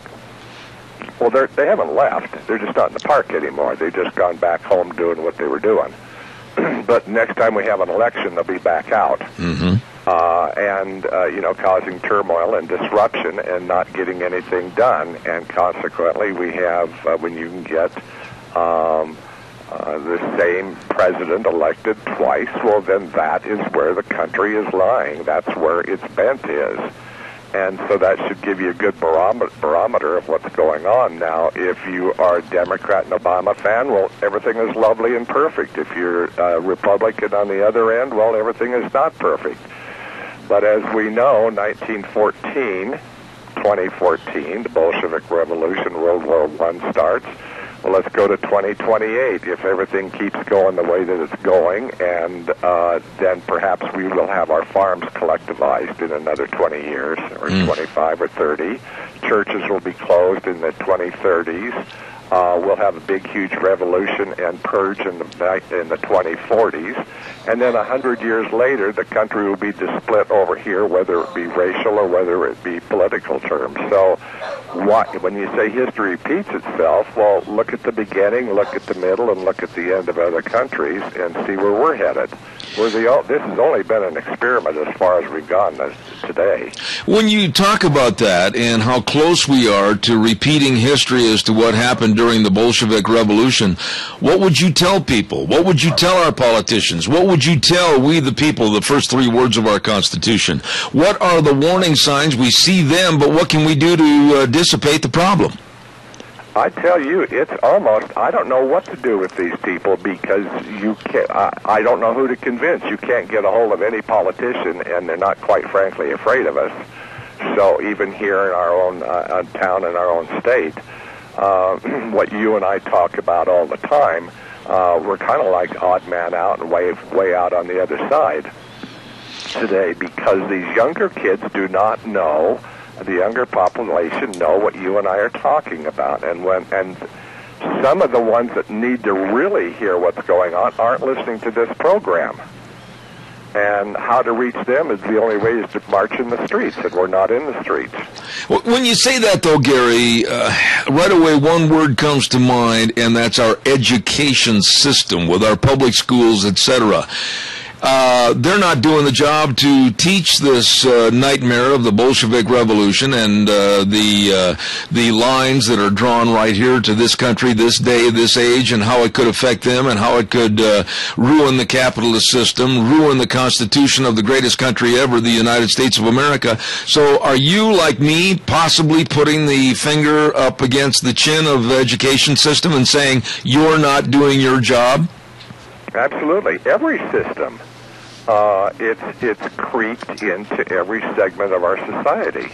It's even creeped into our churches. Many of them are just sitting there being silent. A couple of years ago, the Obama administration got a hold of the Catholic Church and said, you will use condoms, you will have birth control, you will have whatever, and it rattled them pretty good. Well, once the church capitulates and goes with what the government says, then they're no longer who they were. Well, now, when you say capitulation, now that's interesting right there, because we're seeing a direct attack on Christianity, but we're also seeing, I think, and I'm not lumping every church or every pastor or every situation into this example, but I think we're seeing a liberalness take over the churches to where the weak-kneed attitude behind the pulpit is actually hurting the congregation because they really don't understand the power of the church. Is that a fair analysis? Oh, absolutely. Absolutely. We are so politically correct that we almost squeak every time we make a move, and until we start that like the bell clapper, once it hits the one side of the bell, it has to come back to the other, and sometimes that's 100 years in between. So who knows till this is going to come back to some other medium of normality, the way I see it and what you talk about.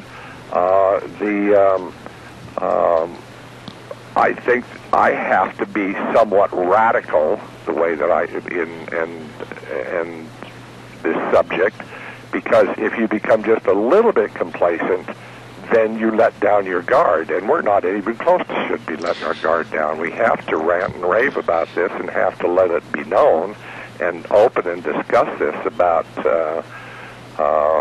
of what was and what isn't and what should be. It's amazing to me that in my lifetime I've been so blessed in this country. I mean, I've been able to go from, and my family was by no means wealthy, but I was able to go to school. I was able to work hard. I was able to come out here to Idaho. I was able to build a very promising and lucrative career, and I was able to enjoy a great life. Why do people want to trash that and turn everything over to governmental control is beyond me. Well, it's instant gratification. It's complacency. It's about the other guy, not about you. And, you know, the thing that keeps the fire in me is we had some of our families shipped out. The ones who did not come to America were shipped out of Ukraine and went to Siberia. And they married in the prison camps over there and had children. So there are shoresman blood German relatives mixed with Russians still living in Siberia who have no clue that they ever had any other ethnicity in them at all. Oh, my. Yeah, it happened to everybody. Now, what would you say, if anything, the United States should do to offer any assistance, if possible, to the Ukrainians that are leaning towards the Western lifestyle? Should we get involved somehow or just let it go? Well, I think we ought to have someone that would politically stand up for them and say, you know, we back you and go for it and fight for your freedom. But John Kerry is not going to do that. No. President Obama isn't going to do it. They should, but they're not. President Clinton isn't. And where is President Carter? You know, he's the big peacekeeper and house builder. Where are they in speaking up for this country? They're not saying a word. Well, in that, really don't hear anything from Idaho politicians about it. Absolutely not. Now, that leads me up to, I'm almost out of time in this segment, but I got to ask you this because it falls right into place. Yesterday, I was absolutely astounded as to the Secretary of Defense Hagel standing up at a podium and saying how drastic the cuts were going to be to our military budget. And this all falls in line as to the weakening and the tearing apart of America. What are your thoughts about what happened yesterday? Well, I think it's disgraceful, and it's part of the problem. They're not part of the solution at all. It's part of his solution and part of that administration's solution. But to cut and to dismantle an infrastructure, one of these days, history's going to repeat itself, and we're going to have to reinstitute the draft. Everybody's going to be called up because this country is going to be attacked one day, and all of a sudden, all hell will break loose, and just like in World War II, farmers will be asked to send their tractors and their cars and aluminum and scrap metal so the government can build tanks or whatever it is that they're going to have to do to fight the war to save this country. It's going to happen again. We have a caller with a question right now, Gary. Stand by. Caller, if you would, please go. Yeah, my question is, do you see the weakening of the U.S. military under State Department document 7277 and the strengthening of the United Nations military forces is what do you see there as far as the strengthening so that basically we have a UN world army and everybody's subject to that? I'd just like him to comment on that. That's a good question. Good question. Go ahead. Insane, because it's never worked before and it isn't going to work now when you talk about a one world order. Is Somalia, you can't find a chicken in Somalia. How do we relate to them? These people can't even take care of themselves in these smaller countries. In the communist countries, we're so divided in so many different ways around the world, not only racially but politically. How are you going to have one army? Who's going to head that army, and who's going to tell you what to do where? So basically, Gary, and I don't want to be the pessimist with no answer. I want to have somewhat of an optimistic attitude that there is hope and there are answers.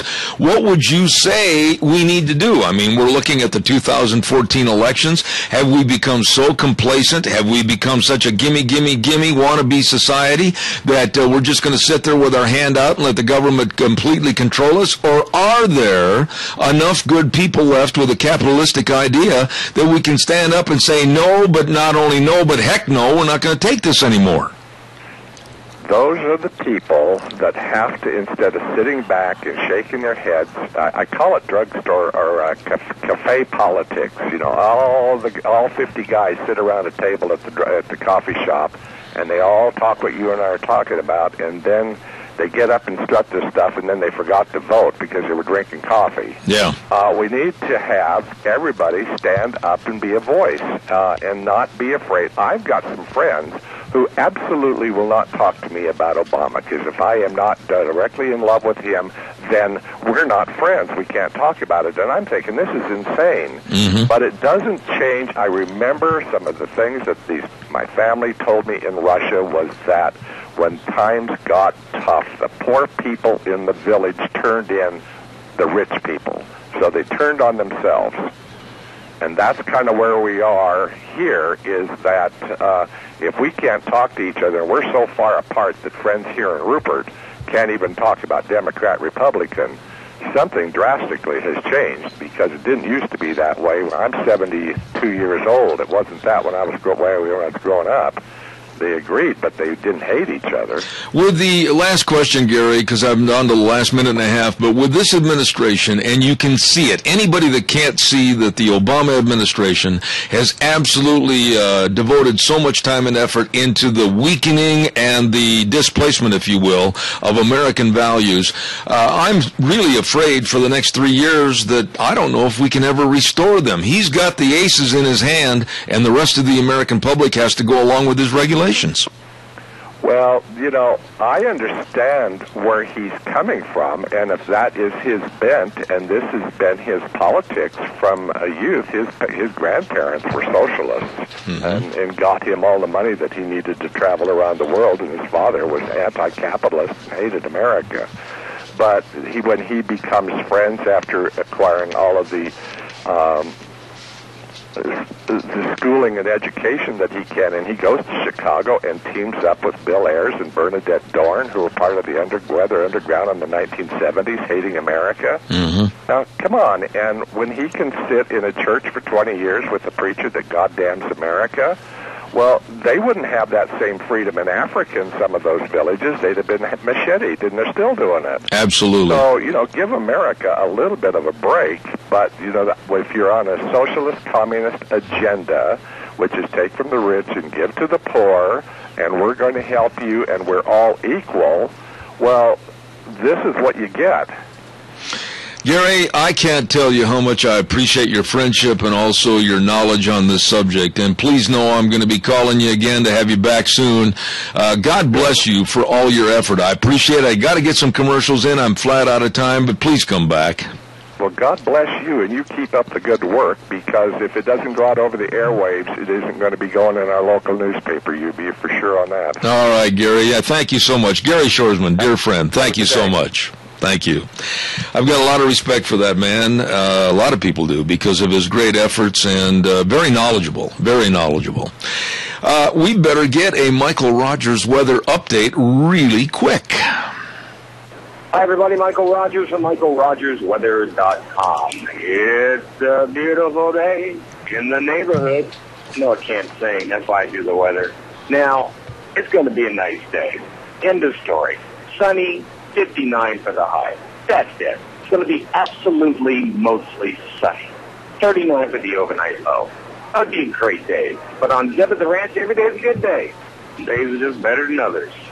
enjoy the day, enjoy the weather. It's the only weather you got. Thank you, Michael. MichaelRogersWeather.com. Excellent weather forecast. Thank you very much. Hey, don't forget, let's ride. Highway 24 between Rupert and Burley, open Tuesdays through Saturdays from 9 to 6. Now you know all the basics. Now let's talk about all the goodies. They've got the biggest selection of side-by-sides at Let's Ride. Open the door, look inside, and go, holy moly, Martha, here we go. We're going to have fun this summer. And they've got a lot of the ATVs on sale. And open that showroom door, and you're just going to say, how in the world they get so many on this showroom? And they've got dirt bikes for the young at heart. They've got great rebates and good interest rates. You better get over there right now. That's where the fun is sold. Let's Ride, Highway 24 between Rupert and Burley. Open Tuesdays through Saturdays, 9 to 6. They're waiting to see you. You know, there is a lady that we haven't had a chance to talk to very much this morning because we've been so doggone busy. Good morning, Gina. How are you? I am doing well. How are you? What? Great topic. Very interesting with Gary Shoresman, and so I'm very, very excited to have Maria coming up next hour. I hope so, too, and I do want to apologize for the weakness of my voice this morning. Some of the medications that I've been taking have caused me a little problem with my throat, and I apologize for that. I hope it's not sounding too bad. Oh, no, don't apologize, Okay. because it's not often that your voice is weak, sir. Thank you. Let's see, what else have we got cooking? Hey, tomorrow, you and Sharon are going to run the program. Yes, we are. And I'm sure it's going to be great. Give me a rundown. I'm going to bring everything over to your studio this afternoon. Oh, do I get to see your shining face? In the car. Well, I will walk out to you because, you know, it's not that far. I really appreciate that. But no, you always do a great job. Along with Sharon, we're looking forward to it. And then I'll be back on Thursday. And then that's Lunch Bunch on Thursday at Denny's. So don't miss that. And I'm going to be there, and, of course, everybody else needs to be there as well. All right. Well, we'll take a little break for about 6 minutes and have the ABC News come in, and then followed by a dear friend, Dave Bigo in Indiana. We'll be right back. Oh, my. Here we go. Home stretch. Last lap of the Zeb 500 for this morning. Oh, good morning. Zeb at the Ranch, brought to you by our major sponsor, your Magic Valley Les Schwab Tire Centers, and all of our great advertisers, including Lee's Furniture, Floors, and more at 459 Overland and Burley, and our dear friends at Western Waste Services, always at your disposal. Call, get on the route service today. Get rid of your garbage, 734-6969. Hey, by the way, I'm so glad to have a chance to talk about the Chadwick Grill. The Chadwick Sports Grill. I like that place. Every time I go in there, there's all that memorabilia on the wall, all the pictures and everything. Man, it brings back a lot of memories. Well, today they're going to have a special of beef stroganoff with garlic toast and super salad. It is delicious, always is. They're open Monday through Thursday, 11 to 9, Fridays and Saturdays, 11 to 10. You stop in and see our friends at the Chadwick Sports Grill, corner of Main and Oakley, 139 West Main in Burley. They're waiting to serve you. 17, 18, 19, 20. Oh, by the way, the reason I'm counting is that's the number of yachts and sailboats that this next guest is sitting on the beach counting right now. Good morning, Dave Bigo in Florida. How are you? I'm doing great, Zeb. How you doing? Not as good as my buddy, I'll tell you that. Well, I'm not on the beach, but I am enjoying the weather down here. Now, tell us, make us tantalize just a little bit. What is the weather, and what part of Florida are you in? I am in southwest Florida by Fort Myers, and the weather, it's about 75 degrees and sunny and not too humid. It's just very, very nice. Oh, I can tell by the tone of your voice, it was kind of that I'm here, you're not, that's tough attitude, right?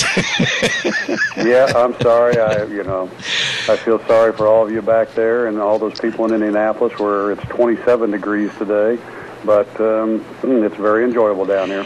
Dave, it's such a pleasure to always have you on the program. Of course, Dave Bigo, the author of The Devil at Our Doorstep and The Devil at My Doorstep, and also writes a blog that's phenomenal every week, and I'm just blessed to have him as a friend.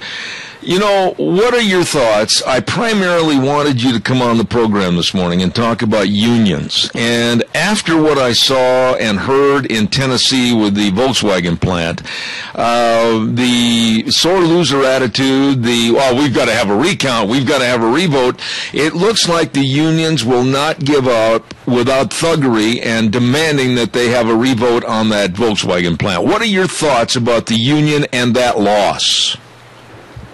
Well, I think the union got what they deserved, first of all, to start with, and I think they were lucky to get as close as they did within almost 100 votes. But the problem, Zeb, and I'm actually working on a blog right now, but unfortunately my computer system's been down and I haven't been able to access to get on, and plus I'm trying to research a couple things. But the real problem is that they're not going to give up, and they've got this administration and by fiat power, the NLRB, National Labor Relations Board, on their side, and I think there's a good chance that the National Labor Relations Board will step outside of the law and historically what's been decided and agree with UAW. And the problem is that the UAW is crying foul because they say that Republicans down in that area, and Corker, the senator from that area, was saying that, if the union was voted down, there's a good chance Chattanooga will get more business from VW. Mm-hmm. And historically, outside sources are not considered by the National Labor Relations Board, especially just on comments like that. So this is crazy stuff. But the problem is they've got the president and the NLRB on their side. Yeah, but Dave, correct me if I'm wrong, and nobody knows more about the union problems than you, but didn't the UAW have ample time to go in and visit with the workers at the Volkswagen plant? Wasn't there a fairness doctrine, if you will, to where they had plenty of time to try to educate the workers to possibly vote their way? Well, absolutely, and the truth of the matter is, and this is one of the things I've got to research, it's my understanding that Volkswagen signed a neutrality agreement, which is one of the things I wouldn't sign because it forces you to give up your list of all your employees and their home addresses and then go to card check instead of election. And I think in this case the only reason they went to election is because that's what they do in Germany, and they had to do that to get the German UL Metal union's support, because they don't do card checks over there. And yeah, they had plenty of time, plus they had access, they had names and home addresses and all that.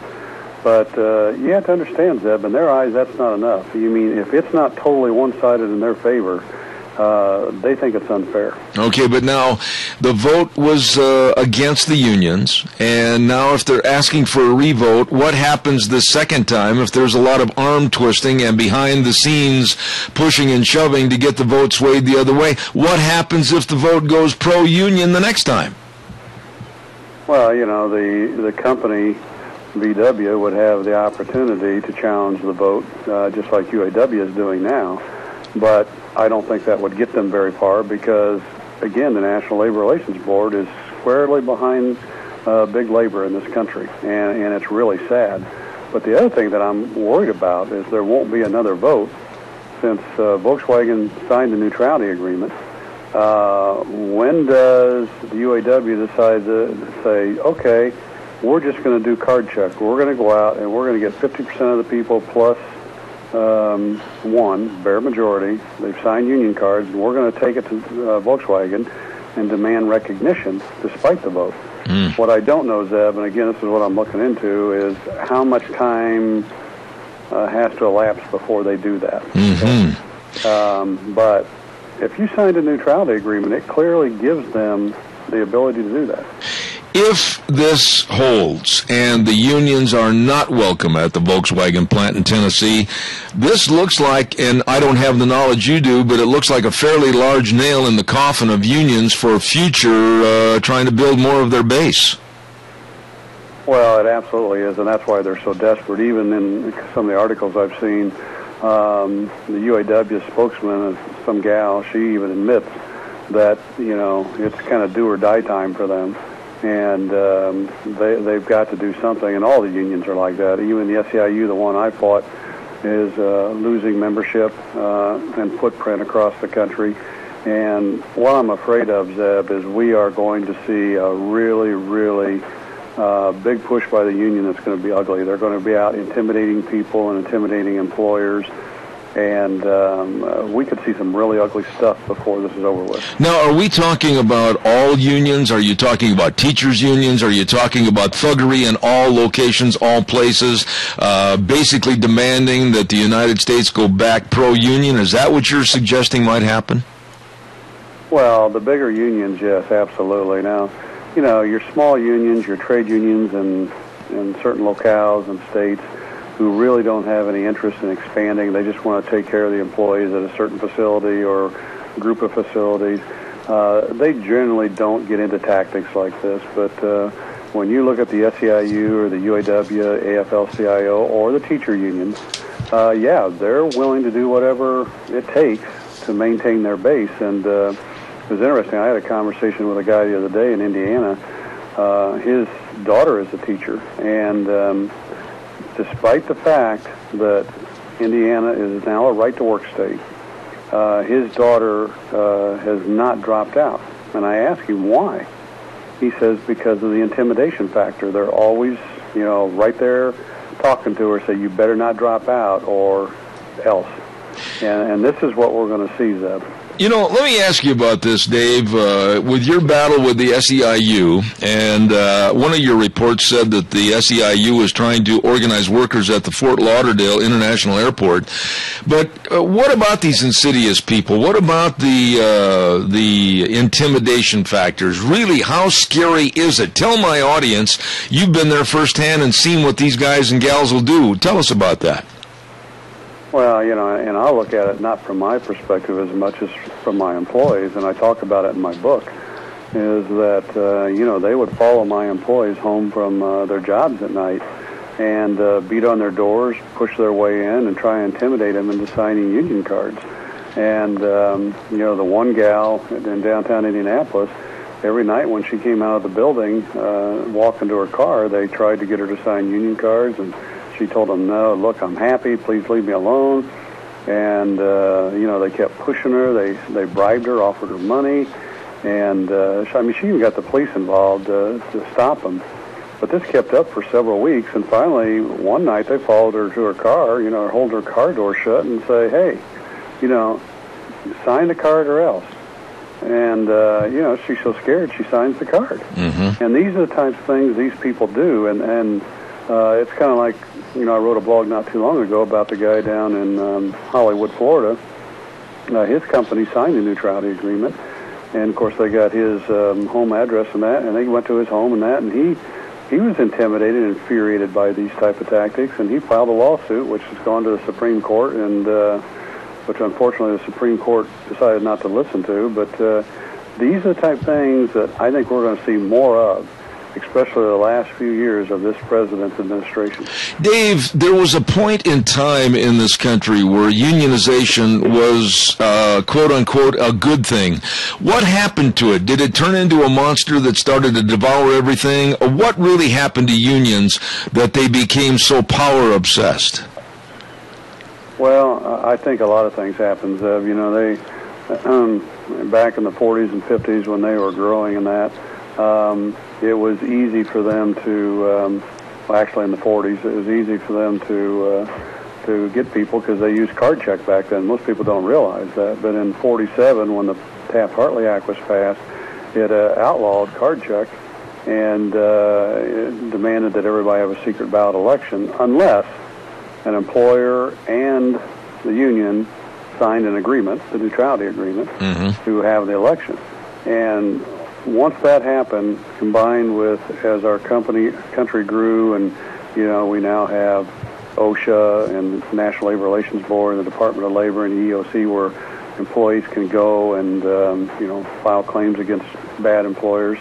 All those things combined just was the demise of the unions. People started dropping out. They weren't interested. They didn't like the intimidation. They knew they could go to the government. And that's why the unions are where they're at today. Dave, with all the gimme and the I want now attitudes that are going on in this country, and you travel a lot, you've got a lot of employees that you have to work with, etc. What's the vibe, if you will, in this nation right now? Do you think that we've lost our capitalistic ideas and our goals?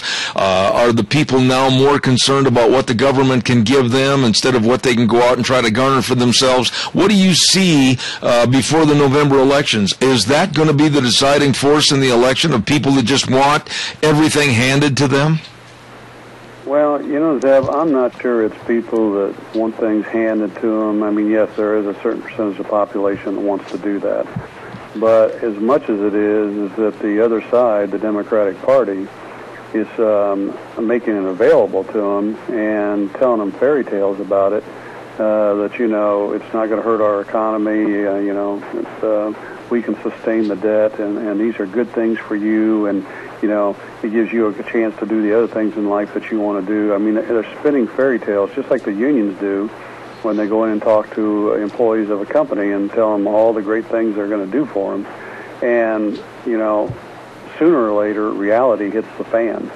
And I think if the Republican Party and conservatives in general do their job in the next 6 months, I really believe that people are starting to wake up and understand that this is not sustainable. But the Republicans have to be willing to go out and play hardball, and to this point, they have not done it. Yeah, but now therein lies another question before I ask you the final thought of the day. The Republican Party is so fractured right now with the old guard versus the new guard, and quite frankly, I think a lot of jealousy. Can they put that egg back together with some super glue before November? Well, that's the big problem, Zeb. And, you know, as I go out and do speeches a lot, and I speak to both Tea Parties and Republican Party meetings, and, you know, I have to tell you, on neither side do you really see bad people, especially the Tea Party. You know, people say they're zealots, but most of them I talk to are very nice people. They're just very concerned about this country. Now, do some of them have some old ideas that are kind of rigid? Yes, they do. And they need to, you know, be a little more flexible. The problem I see on the Republican side is that you have a lot of old guard, old men, guys in suits and ties that think that they know better than everybody else, and they are just rigid. They're not willing to sit down and open up and embrace other ideas. And I hope that some of these younger Republicans can beat some sense into their heads, because if they don't, it could be tough in November. Absolutely. Dave, I wanted to close our conversation this morning with one last topic, and it really bothered me yesterday, to be quite frank with you. I finished my program, I went out into my living room, and I turned the television set on, and I wanted to hear the press conference with Secretary of Defense Chuck Hagel, and I was just absolutely astounded that the richest, most security-oriented country for the world, the United States of America, was going to back off to pre-World War II numbers in financing and also men in uniform. And quite frankly, Dave, I'm scared. I think our future generations and the now generation, we're all at risk. What are your thoughts? Well, I agree with you. This is absolutely ludicrous. You know, a strong military is what has kept us safe all these years and allowed America to move forward and become, you know, the greatest nation on the planet and do things that nobody in the history of the world has been able to do. Because, you know, Obama thinks you can negotiate with people and develop relationships with everybody and con them, because that's what he is. He's a con artist. But, you know, what he doesn't get is these people in Russia and the Middle East and that, they're not going to listen to him, and they're devoted to what their strategy and programs are. And part of that is bringing down this country. And Americans need to realize and wake up to that fact and understand we have to continue to have the greatest military on the face of this earth. Let me ask you, though, Dave, I'm not so sure that it's naivete on Obama's part, because he has said for years and years and years that he basically didn't believe in America's exceptionalism. I think it's part of a plan. I'm not going to give the devil here, Obama, the thought and gratuity that it's just naivete. I think this is part of a Bring Down America plan. Do you or not? Oh, yeah, and we've talked about that before. I firmly believe they want to take us to a socialistic type of society, and there's no doubt about that. The caveat in that, though, Zeb, is even if you go to that, you still have to be able to defend your borders, because if you're going to be a tyrant, which I think he wants to be, you still have to have the military force to do it. You know, the other side of that is, you know, and I've had congressmen I've talked to tell me no, but, you know, it appears that he's trying to develop a national security force to replace our Army and Navy in that. So who knows where this is going to go, but I agree with you. I think he wants to change it, but I think he wants to change the power of the military, too. Well, I'm very concerned about this country. I'm very concerned about Obama. I'm very concerned that the richest, strongest country in the world that's always been there for others on land, air, and sea, I don't see how we can do it going back all those years, 60-plus years, to pre-World War II. And I'm also very concerned about the families and the benefit programs and the lack of honoring what we told our volunteer soldiers we would provide for them. I think, honestly, this country's going back on its word. Well, I'm with you 100%, but you got to look at why he's doing that. He would rather, he knows there's many more people out across America that he can promise benefits to, whether it's food stamps or cell phones or whatever it may be, Zeb, that he can garner as voters. A lot more people that are in the armed services. And this is all about votes. This is all about getting people to do what he wants to do. He could care less about our armed services. Dave, I just want to tell you how much I appreciate your taking the time out of a busy schedule while you're down in Florida and coming on the program. And also, you did kind of tingle my senses a little bit about possibly seeing you in Colorado sometime this summer. So we'll kind of work on that one. But God's blessings to you, and thanks for being on the show this morning. Well, I'd love to meet up with you out there, and hope you guys are doing well, and thank you for having me on. Dave Bego, great author of The Devil at My Doorstep, The Devil at Our Doorstep, and what a great blog he has also. And ladies and gentlemen, a good friend. Dave Bego, God bless. Thank you so much. Thanks, Evan. You guys take care. All right, thank you. A lot of respect for that man and what he's done and what he continues to do. He's a great businessman, and I just really appreciate him as a friend also. Hey, every Thursday we have a program on Zeb at the Ranch, a little segment. It's called School Days in Cassia County, and I can't thank enough two wonderful businesses that have sponsored that program, and it means a lot because they're behind the education system in Cassia County, and that's A Child's World and the Ambulatory Surgery Center. Now, at A Child's World at 1308 Overland Avenue in Burley, don't forget they have got great gift ideas for birthdays and new babies and all the spring outfits. And they've got a brand new line of preservative MSG-free soup mixes that will last about a year in your pantry from Gooseberry, the homemade cookbook company. So stop in there. I mean, literally, a store that has everything for you and the family. A Child's World, 1308 Overland Avenue in Burley. And then also our thanks to the Ambulatory Surgery Center at 1344 Highland Avenue in Burley.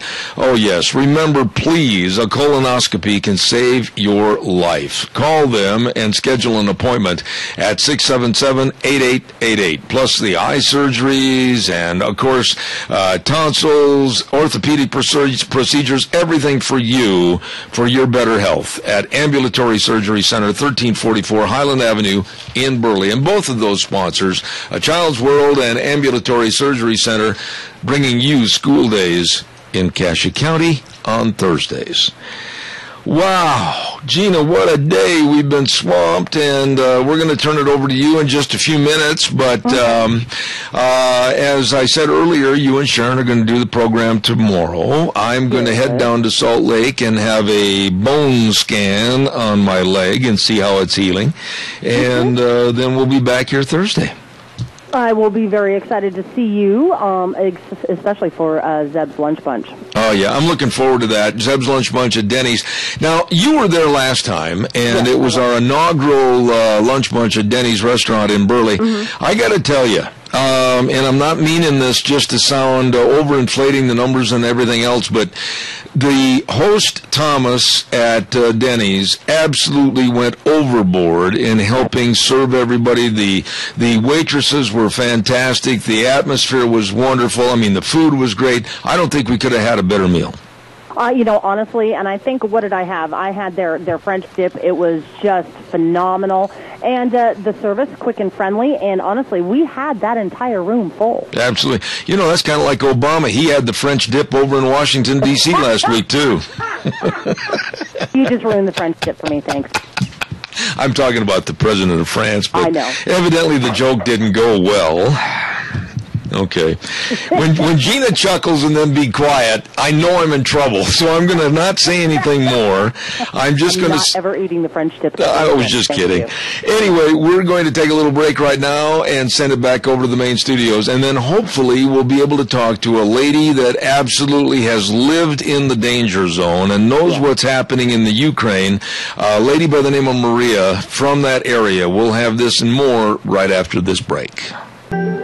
And now back to Zeb at the Ranch on AM 1230 KVAR. To reach Zeb, call 436-2244 or toll free 1-866-927-4587. And now, here is Zeb Bell. Oh, thank you very much. And I want to tell you how much I appreciate Gina Jameson over at our studios. She is absolutely phenomenal at getting everything lined up for us while we're on the air, along with my lovely wife here at our studio at home. Thank you so much, ladies. We do appreciate your efforts. We have a lady on the phone with us right now that works as a management consultant for a U.S. company in Berlin, Germany, and is originally from the Ukraine. And I'm going to say her name, and please, Maria, correct me if I'm wrong. Maria Semikos. Is that fairly close to the pronunciation? Hello, that was fabulous. You got it right from the first time. Well, thank you so much for taking the time to come on our program.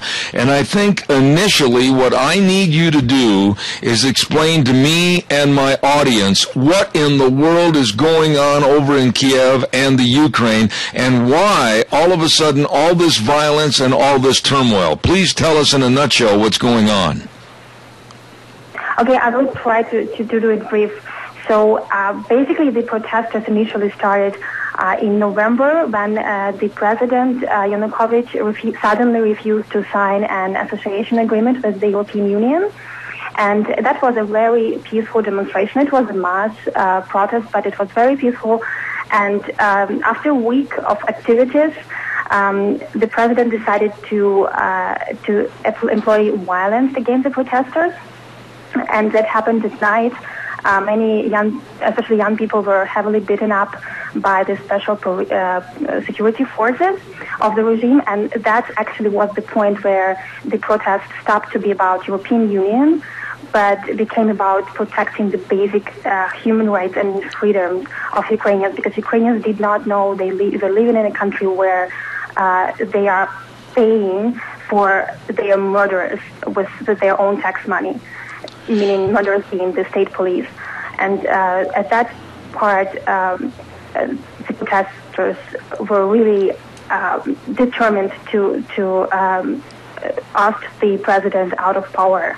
At the other hand, the president was pretty determined to keep his power, and he was even ready to defend it with Kalashnikovs and special trained armed people, literally killing people on the streets.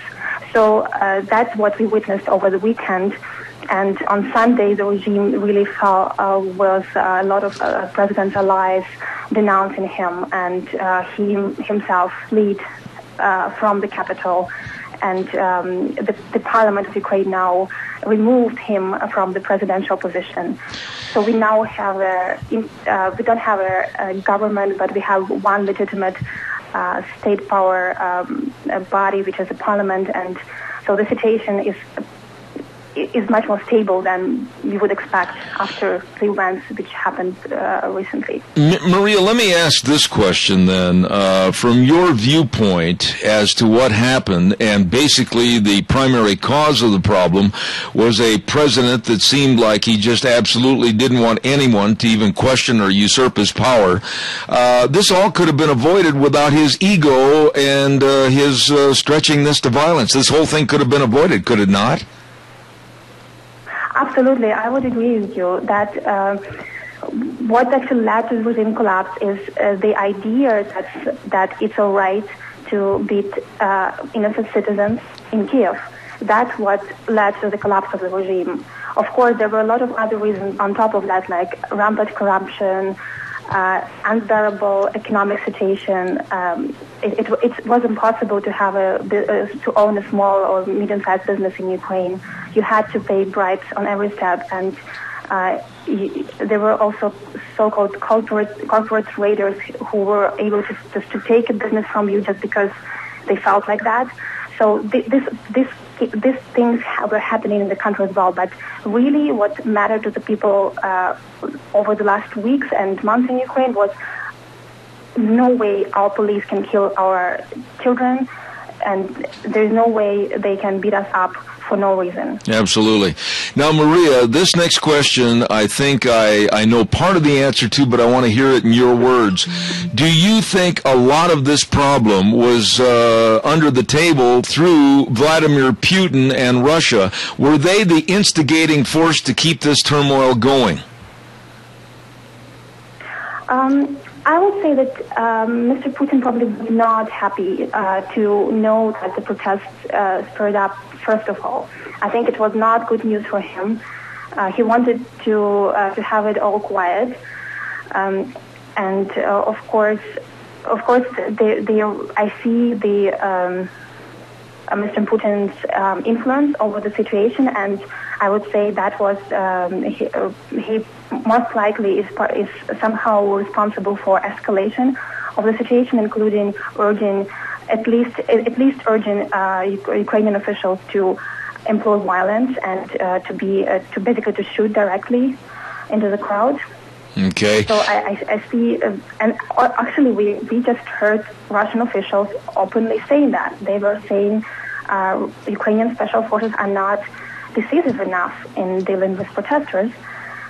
So absolutely, Mr. Putin probably has his role in escalating the violence in Ukraine, but I would not say that the situation played out into his interest.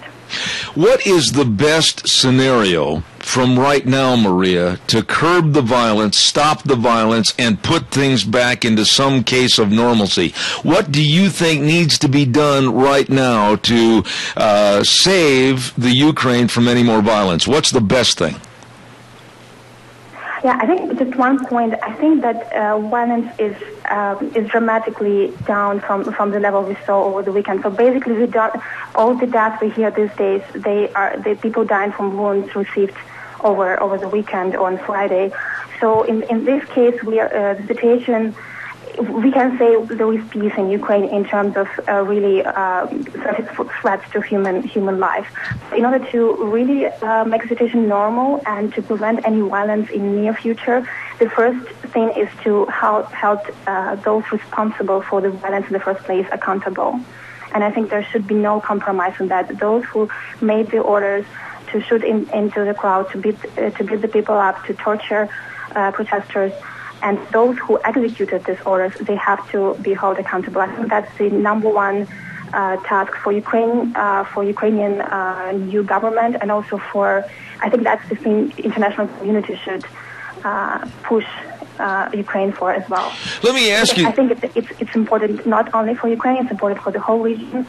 It's important for Belarus, it's important for Russia, and actually for any country. I think it would be good if Venezuelan officials would also know that it's not all right to shoot at your people. Absolutely.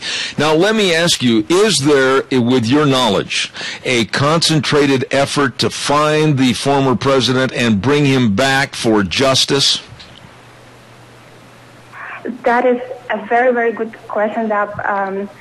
there is controversial information on this point. So, on one hand, the current Minister of Interior yesterday basically he said that that Yanukovych is wanted by Ukrainian police.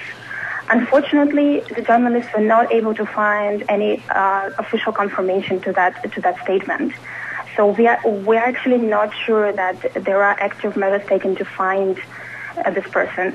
At the end, it shouldn't be that hard. Okay. And we are really worried and surprised that it takes so long to even trace the person who is in Ukraine and probably is hiding in one of the official residences or military bases. Now, Maria, what about us, the United States of America, and other countries? What would you expect as a Ukrainian? What would you expect Obama's administration and others to do to possibly assist you?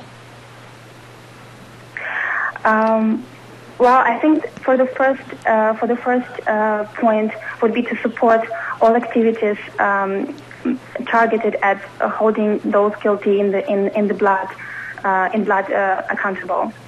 These people could be hiding on U.S. territories, on territories of U.S. allies.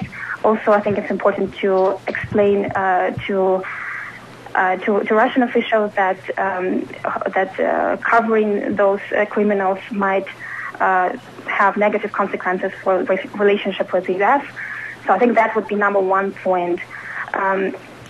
Second point, I think, is first of all, would be great if American politicians and diplomats would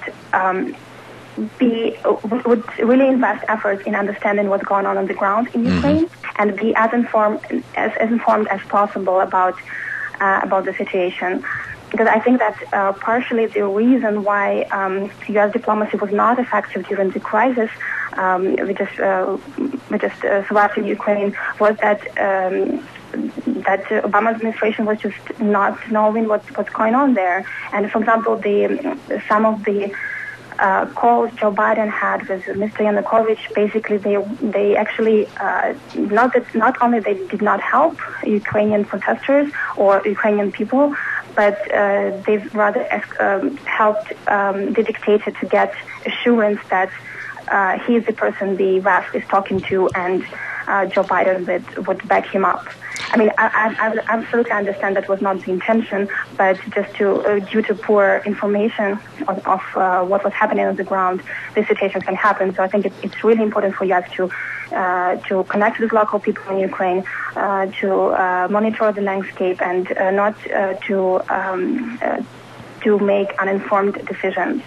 Maria, I think the third point there would be to would help Ukraine in economic recovery, and there I really mean allow free trade with the Ukraine. That's the number one thing which would benefit Ukraine and the U.S. businessmen who want to trade with Ukraine, and that is something which is the cheapest and the most humane way to really help Ukraine to recover. Absolutely. Now, Maria, this next question is hypothetical, and I'm just going to have you answer it with your own opinion on this. You went to school and graduated from Miami University.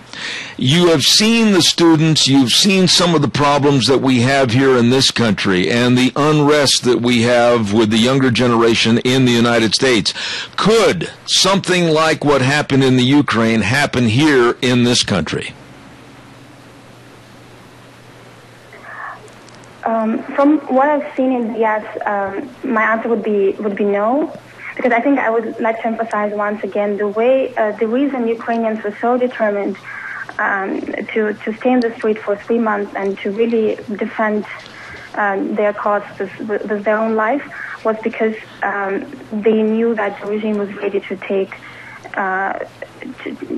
this life from them. So the regime was ready to shoot in innocent people and to kill innocent people to torture. So I think the key point is a key point in preventing something like this happening in the U.S. is to make sure U.S. police is in check and there are no such thing happening, even not on the mass scale, but also on a smaller scale in individual cases. I think that's the key. The society should be really sensitive to any instances of unlawful behavior by police or any armed people against U.S. citizens, but also maybe also against any human being.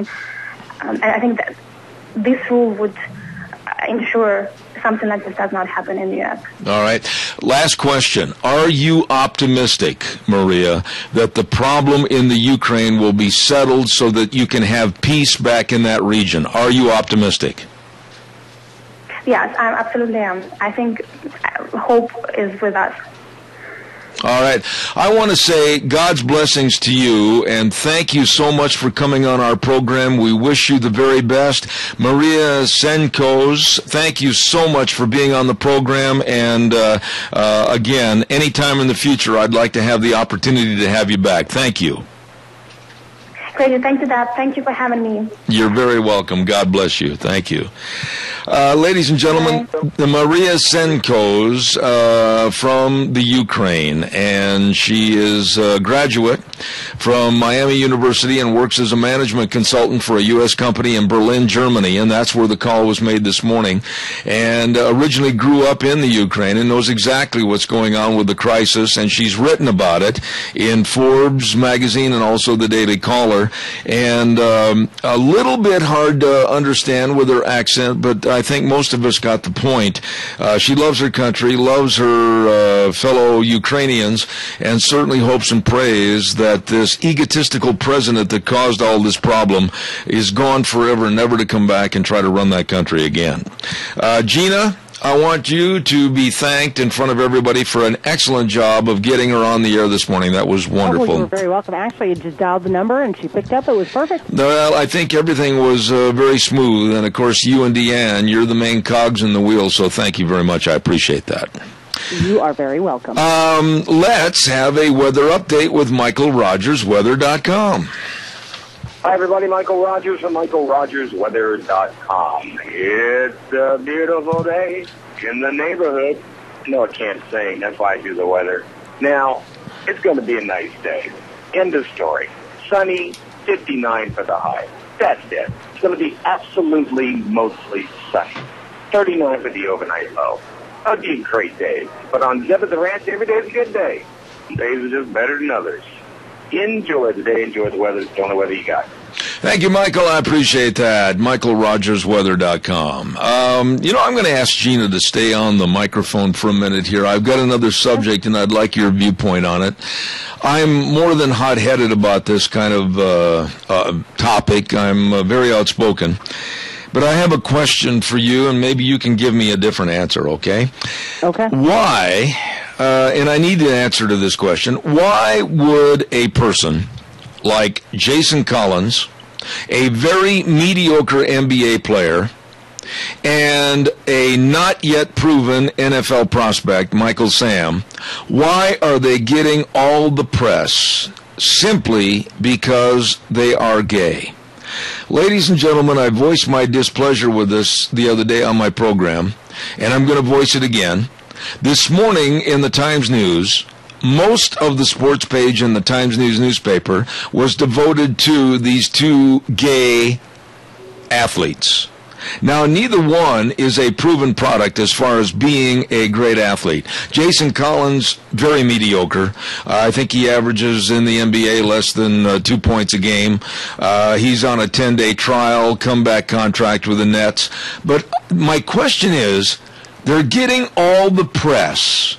All of this press. The USA Today last week ran 9 stories in one edition of the USA Today, primarily just because of their sexual preference. That is sickening. Why?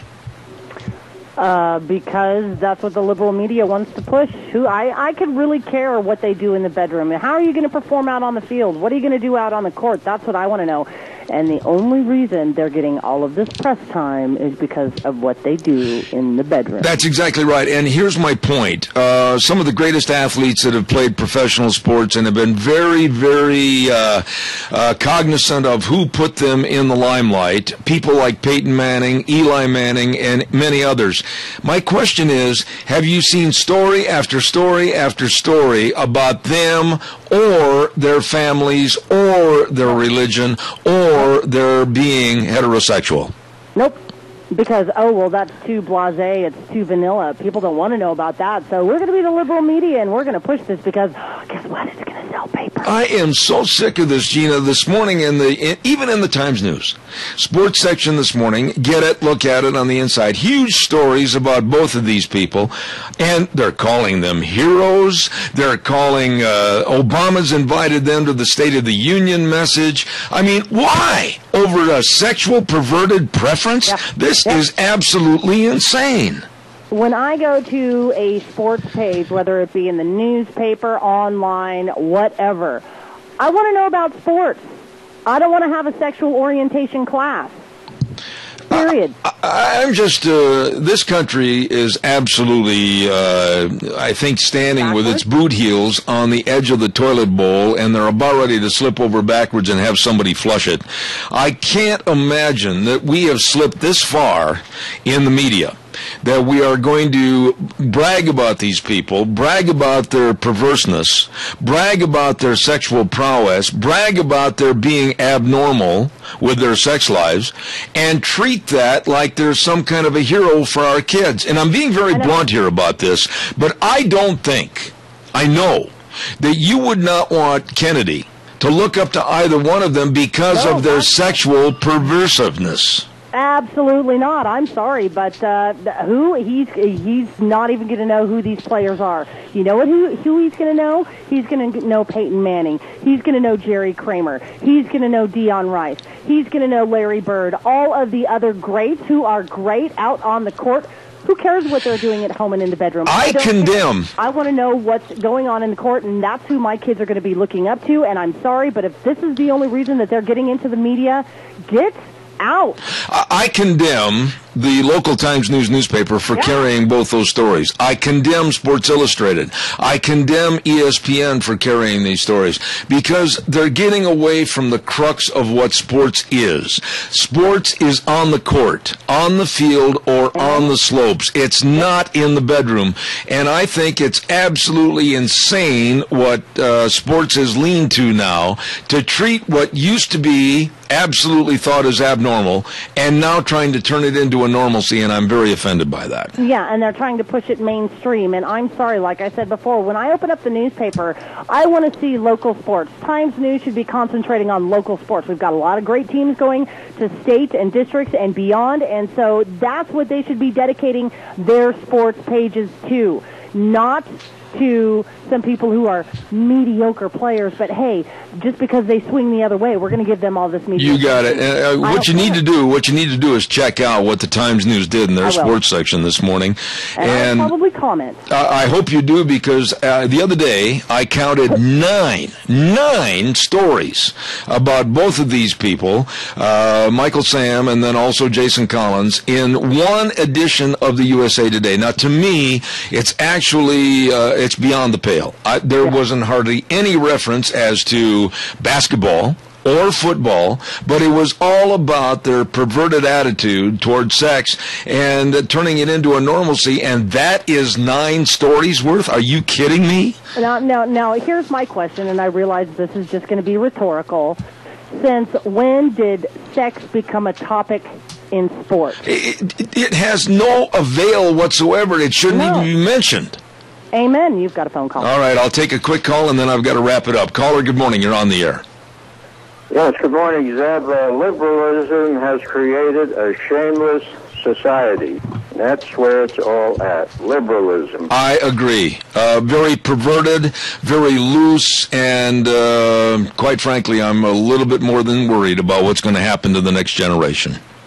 Absolutely. God bless you, Tony. God bless you. Thank you so much. Appreciate it. You're welcome. Bye. Don't forget the Founders Celebration going on at your Magic Valley Les Schwab Tire Centers. Oh, my goodness, all 7 locations with the best of service, and they've got a lot of special offers for you, like $50 off custom wheels when you buy a new set of 4 during Founders Celebration. And, of course, all the great buys on tires. They've got some passenger car tires starting as low as $39.99. That's right. And, of course, the best in brake service, front-end alignment, shocks and struts, batteries. It's all there at all 7 locations. You stop in and see Lane and Rupert, Dave on Blue Lakes and Twin, Mike and Buell, Mike and Jerome, the Twist family and Paul, John on Poline, and Randy on Overland and Burley. Your Magic Valley Les Schwab Tire Centers, always the best.